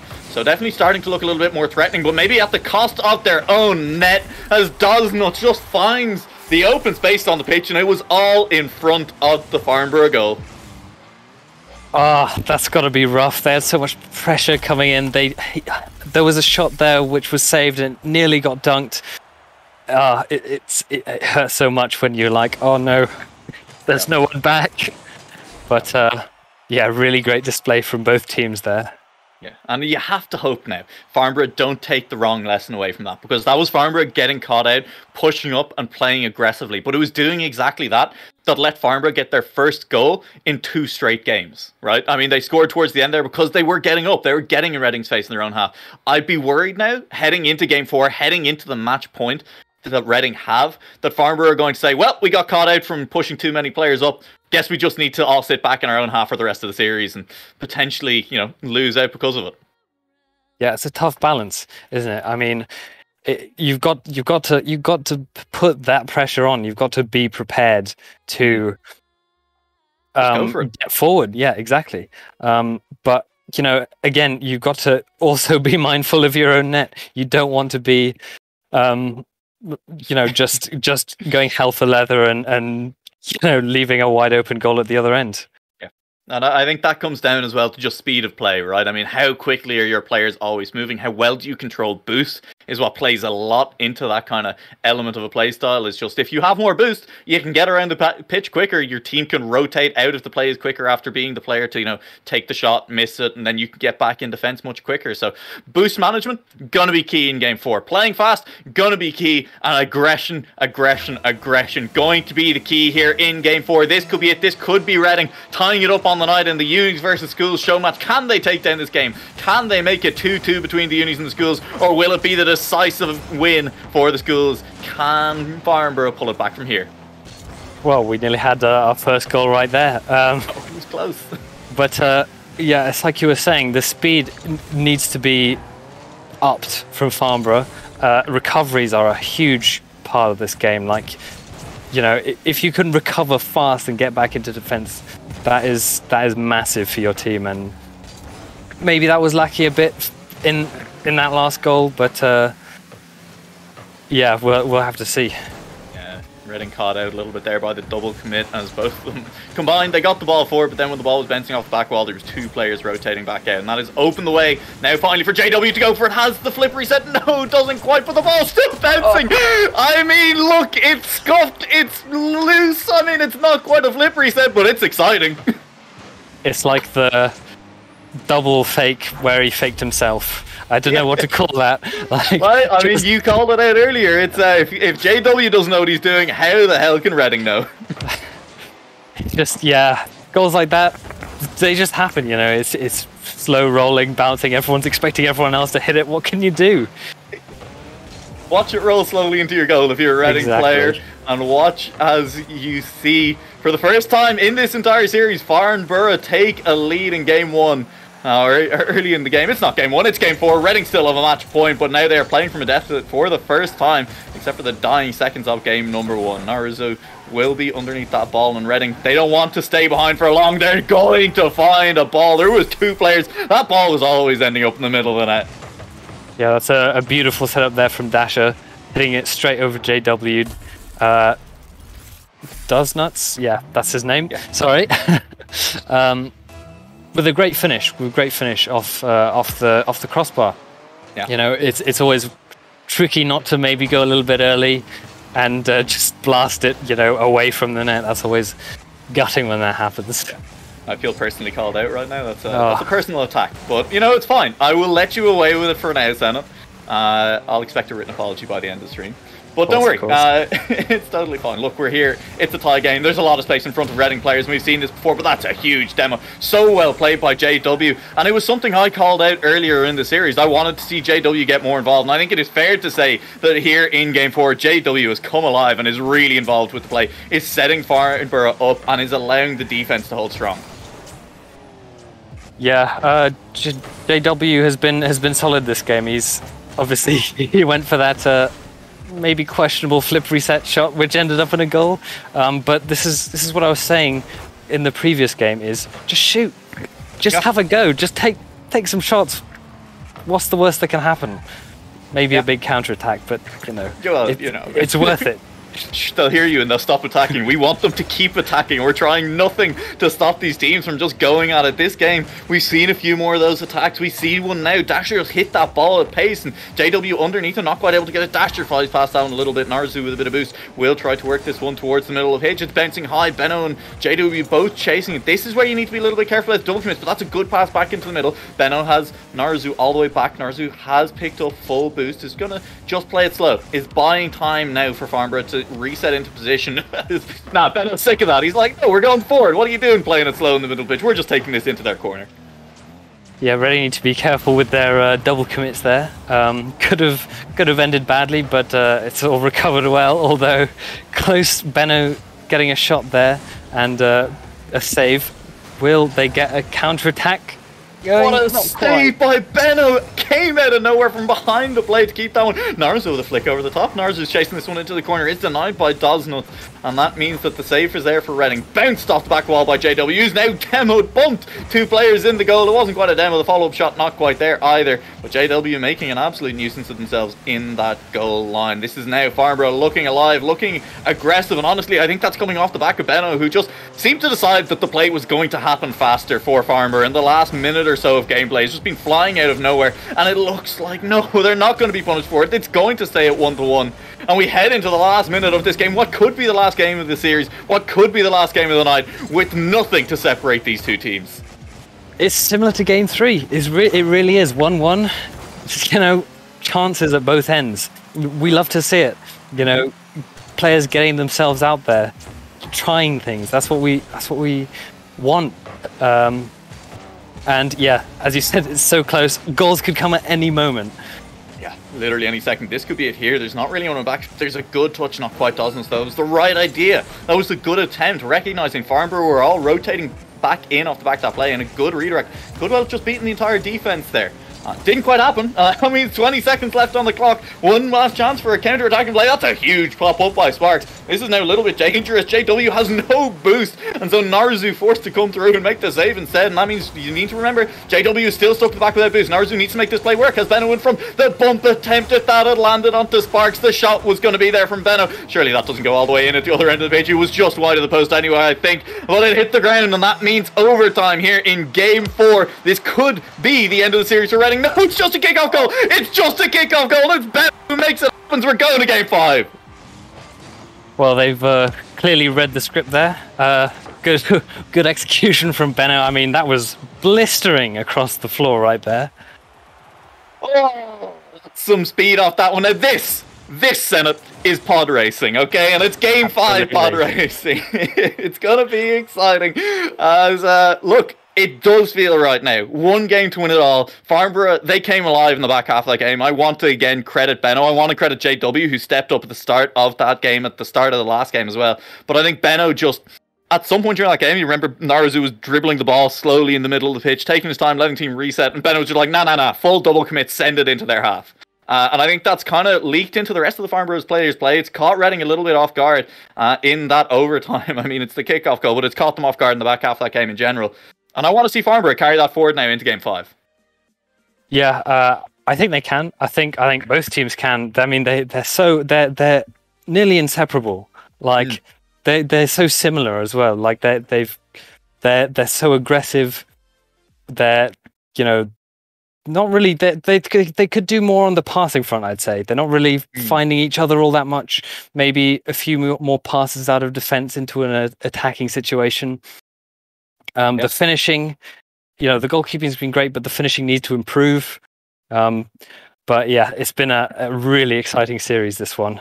Yeah, I mean, it's been neck and neck the entire way through. A matter of millimeters. The paint on the bumper of the car is all that's separating these two teams at the photo finish right now. And we'll have to see in Game 5, can one of the teams manage to step it up? Can someone show us something that's just been lacking a little bit? Can we get another scuffed ceiling shot from JW? If that happens, I honestly don't care which way the score goes at all. But all I know is that we're here. It's Game 5 time, baby. And it's all down to just 5 minutes of Rocket League. Yeah, I mean, this is... I would be feeling the pressure right now if I was playing, but hopefully, it's JW. Just good play. JW rotating through, and you could see there was 3 players from the side of Farnborough moving towards this ball, and that's what we were asking for. Benno goes for the bump. Sparks can't do anything. JW's there, and Naruzu was behind JW. That ball was ending up in the back of the net once the clear didn't go through. Yeah, Sparks just a little bit caught out, didn't maybe land quite where he wanted to, and the flip didn't really put the ball where he wanted it to. Maybe a little bit unlucky, but brilliant play there from Farnborough as well. Yeah, I mean, that was brilliant play, nearly back in the other direction by Reading. As Sparks was looking for a bump, and if a bump come through, that could well have been the equaliser. It wasn't, and so we're not going to keep talking about hypotheticals, because this attack from Farnborough is looking a little bit threatening. They've been cut out for the time being, but this should just be an easy enough touch by Naruzu. Puts it over to the side. Sparks with the turnaround will just get dunked on. The 50 is good, and it'll leave it there for JW. Great pass down, great ball control, and I think Benno maybe caught a little bit off guard by just how well that ball landed on top of their car. It's good. It's good pressure from Farnborough from the start of this game. I mean, they got their first goal. I think they need to keep the foot down though. They need to keep playing. They need to keep pressing. How about this? We're keeping the foot down and keeping the car in the air. And Naruzu follows the ball into the back of the net. That's what I love to see in a show match. I mean, that's some skill. That's a lovely shot there. So tough for the goalkeeper to get it when it's in that top corner. It's hard to read as well an air dribble or an aerial shot like that. There's brilliant play there from Farnborough. It really was, and Farnborough, they feel like they've managed to just find an extra gear here in the last 2 games, and so far Reading struggling to find that extra gear. The speed has just been up by Farnborough, and Reading, it doesn't look like they have that extra little bit of gas in the tank to match Farnborough right now. They're going to need to pull something out, because now in this Game 5 they are 2 goals down. They need to get 1 on the scoreboard soon, you'd feel, because being 3-0 down in the Game 5 is going to feel so bad. JW with a redirected attempt. That was beautiful. That would have been one of the highlights of the evening for sure. That would have been crazy. Honestly, this is have we had a 2-goal difference? That's just him. Every time I speak, I swear, it's just a goal. It's just a goal. I'll take it. Talk more. Keep it coming, all right? Keep these goals coming. We had a 3-goal difference in game number 2 when Reading just ran away with that game. Yeah. And right now, Farnborough, they were threatening to run away with game number 5. I said Reading just didn't seem to have the answers. That's an answer right there. Not just for Farnborough, but for me saying that. As now it is going to be 2-1 on the scoreboard. Sparks finds a way back into it for Reading. 1 goal the difference. Reading just equalise it here. It can't be that hard. Just put a few more shots on target, get another goal, feel good about the rest of this game. Well, they're going to have to start worrying about Benno. It's a goal. We're going to keep jinxing it here. We're going to keep calling for goals at either end of the pitch. You said it. Huge pass. Great pass, great shot. And, passing plays are essential. There was no one in the net, which is a bit odd. Where did they go? But I guess it was just maybe they didn't expect to be so quickly countered on their attacking play or something, so that there was no one back. And it was great, well capitalised from Farnborough. Well capitalised indeed, and opening that lead back up 2-2 goals means that Farnborough are feeling okay. They're under a bit of pressure, but that was just such a huge clear, and if JW had made contact with that ball before Dosnos, that was probably just going to be goal number 4 for the Farnborough side. It isn't, but this might be as well. Shot not quite good enough to beat the defence on that one. Cleared off the goal line. Reading now looking for a counter-attack, looking to carry this ball down the right wing is Sparks. He's coming off the ceiling. He's players inside, but the contact not quite there. And this is the danger of going for passing plays when you're not quite set up for them as well, is it can leave you out of position. Flying off the wall Surely that's not just in at the other end of the pitch. It might be when Sparks follows it, though. No, Sparks has found the crossbar, and I mean, that's a little bit of a broken heart every time you see a shot on an open net Redloff off crossbar, even if it was a super, super tough angle to get the car at it from. I can feel the pain. I already know what they're probably thinking. Oh, that's so unlucky. Yeah. But they're keeping the pressure on, and that's important. They might get another one here, maybe. It's going to be tough against the Farnborough defense, who have been outstanding for this game. Yeah, it's Farnborough looking strong so far, and all they need to do is stick the ball up their jumper. I mean, we've seen how low scoring multiple games in this series where Farnborough, all they need to do is keep it like that. Now, Benno, though, that was a little bit awkward. Looked like he was better set up for that than he ended up hitting it, but it's a miss in the middle of the pitch, and that'll slow down Reading on the attack. JW looking for a clear. Passes it high into the middle of the pitch. That's risky. That was a little bit shot pass. Mixed attempt there, though, from the Reading offense, and that means it gave plenty of time for Farnborough to clean this one back up. JW is in the middle. That's a great passing play. Sparks does a good job of reading it, rotating in on the near post to cut it out for the time being. We're down into the final minute of game time now, as it's looking for one more goal for Reading. We're looking for maybe another one from Farnborough to just fully put this game to bed. It's so close, that save there from Sparks. I mean, it's getting a bit more grim for Reading. Their time is running out, but they still have a chance. 2 goals in 30 seconds is not unheard of. Goals in 25 seconds, though. I mean, the more we look at it, the more we could just say it's starting to get a little bit more unlikely, especially if it's Farnborough who are getting the touches, especially if it's Farnborough who are keeping the ball in this red half. JW, that was the chance to absolutely put the series to bed, but it might not have mattered. It is now. JW is still just up in front of that goal. That'll be it. Narazu puts it in. 4-1 the scoreline, and I think that's going to be GG, as Farnborough managed to win both of their series. They'll take down Reading. It'll be 3-1 to the schools over the universities here in the show matches. Yeah, maybe technically possible, but it's pretty much impossible for Reading to come back now. Great display from Farnborough. They were absolutely just swinging this whole game, and yeah, there we have it. GG's, well played by Farnborough. They just, like I said, found that extra gear at the end of game 4, and they did not let the pedal back up until the end of game 5. Scoring that final goal, 7 seconds left on the clock, has to feel good as well. And well played by Farnborough. Reading put up a good fight, took us all the way to game 5, but at the end of the day, Farnborough just come out as the better team on the evening. And that's going to be it for our games for tonight, for the show matches. But I can hear you all crying. Don't worry about it. Don't go anywhere. We have one more interview for you after a quick break. Stick around for it. We're going to interview JW.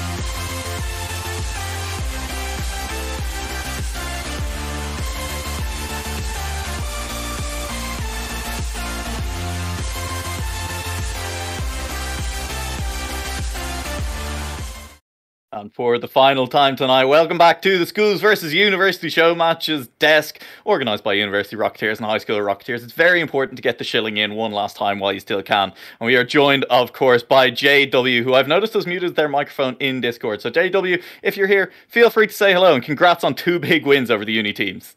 Thank you. Hello, guys. Pleasure to have you. And I have to say, I mean, that second series looked a lot tighter than the first one. I mean, it looked like you kind of... Could you feel it picking up towards the back half of that series? Because we were kind of talking about it in the cast. It looked like you guys just found a little bit of extra pace there against Reading at the end. We definitely knew Reading were a much better team, so I guess we were a bit more hesitant going into it, a little bit of a closer game. But the last game we kind of picked up, and we definitely got a bit of fortunate in the game for overtime, but still won.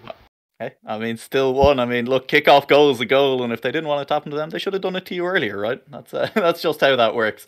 As, of course, I am still joined by 2 other panelists, and we're going to throw it over to Zappa, the man with all of the burning questions. I mean, sadly, couldn't be able to cast since I handed it over to you two, but I suppose I would ask, JW, I've seen a decent few of your BEC games, and I know that Farnborough can be a very solid unit together. Series 1, you guys kind of seemed a bit slow. There wasn't many passing plays. There was the final goal, I think, in Neo Tokyo, where you passed it middle to either Ben or Naruzo.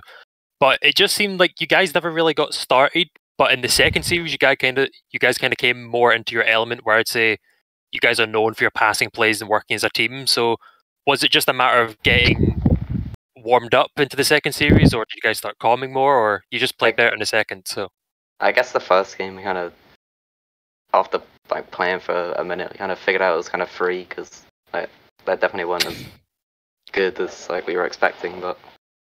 The second game was definitely a lot harder because we knew the ranks of them. I think they were like 17 or 1600, one of them, so we definitely knew it was going to be a much harder game. Yeah, entirely fair, and I guess, important to know your opponents and to, give them respect, but I think once you guys maybe stopped respecting them quite so much towards the end of that Game 5, you really started to open up those scores. As I say, we were impressed with it, and I think Senate equally impressed with that series. Yeah, absolutely. What I want to know is when you got to that game, when you won Game 4 and got to the Game 5, what was the team talks going on between matches? What do you think changed before you started winning? I'd say we definitely kind of got a lot less tense in the Game 5. Like, we didn't want to lose, of course, but it's only a show match. We kind of were a lot more chill in Game 5, whereas Game 4 we were maybe not playing as good as we could. So we kind of tried to just play a bit quicker, make less mistakes in Game 5, and I guess it worked. Yeah, I think that was evident in the play, and I think, again, it's huge to see. It's always great, I said it here earlier when we had raids on as well. It's nice to see how well the schools teams are doing. I think the future of Rocket League is in safe hands. And so I think, JW, any plans for the future now at the moment? I mean, how much Rocket League is going to be in your near future? I'd say probably like pro by 2023 at least. That's like minimum expectation for me. I want to be on a stage by 2022. Like, I want to really go forward with my Rocket League. Yeah, absolutely. Well, I guess with that in mind, maybe you can make it to LAN next time, right? And give it a go there anyway. Because we know a lot of like the teams in BC at the moment, like a few second-year students, but at Farnborough we're all kind of year 1, so going into next year we'll have a lot of chemistry, I guess. We know Weiger, another team like that, so hopefully we can get to LAN. Yeah, fingers crossed for you. We will all, of course, be watching on from the sidelines, and I think, look, with the attitude like that, with the confidence, it's key, JW, and we're going to see you all there with absolutely no doubt. Any last shout-outs? Any last shout-outs before we let you go? Shout out to Sam, shout out to Matt, shout out to Shoal Gang, big up. Love to hear it. All right, so that, I think, is going to be it from us here for the show matches. Thank you very much for joining us, JW. Thank you to all of my co-panelists and co-casters throughout the evening. And a big thank you, of course, as always, to University Rocketeers and High School Rocketeers for putting all of this together and for making all of these events possible. Stick around, check the Discords, everyone, because there's always events running. There's always something going on. And we will see you back here for the next big stream.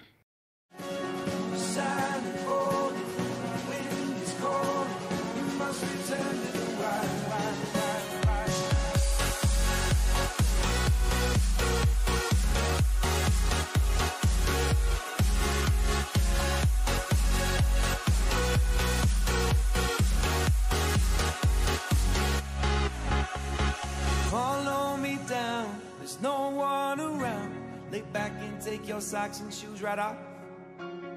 That natural light is so damn polite, can make you feel just like you were young again.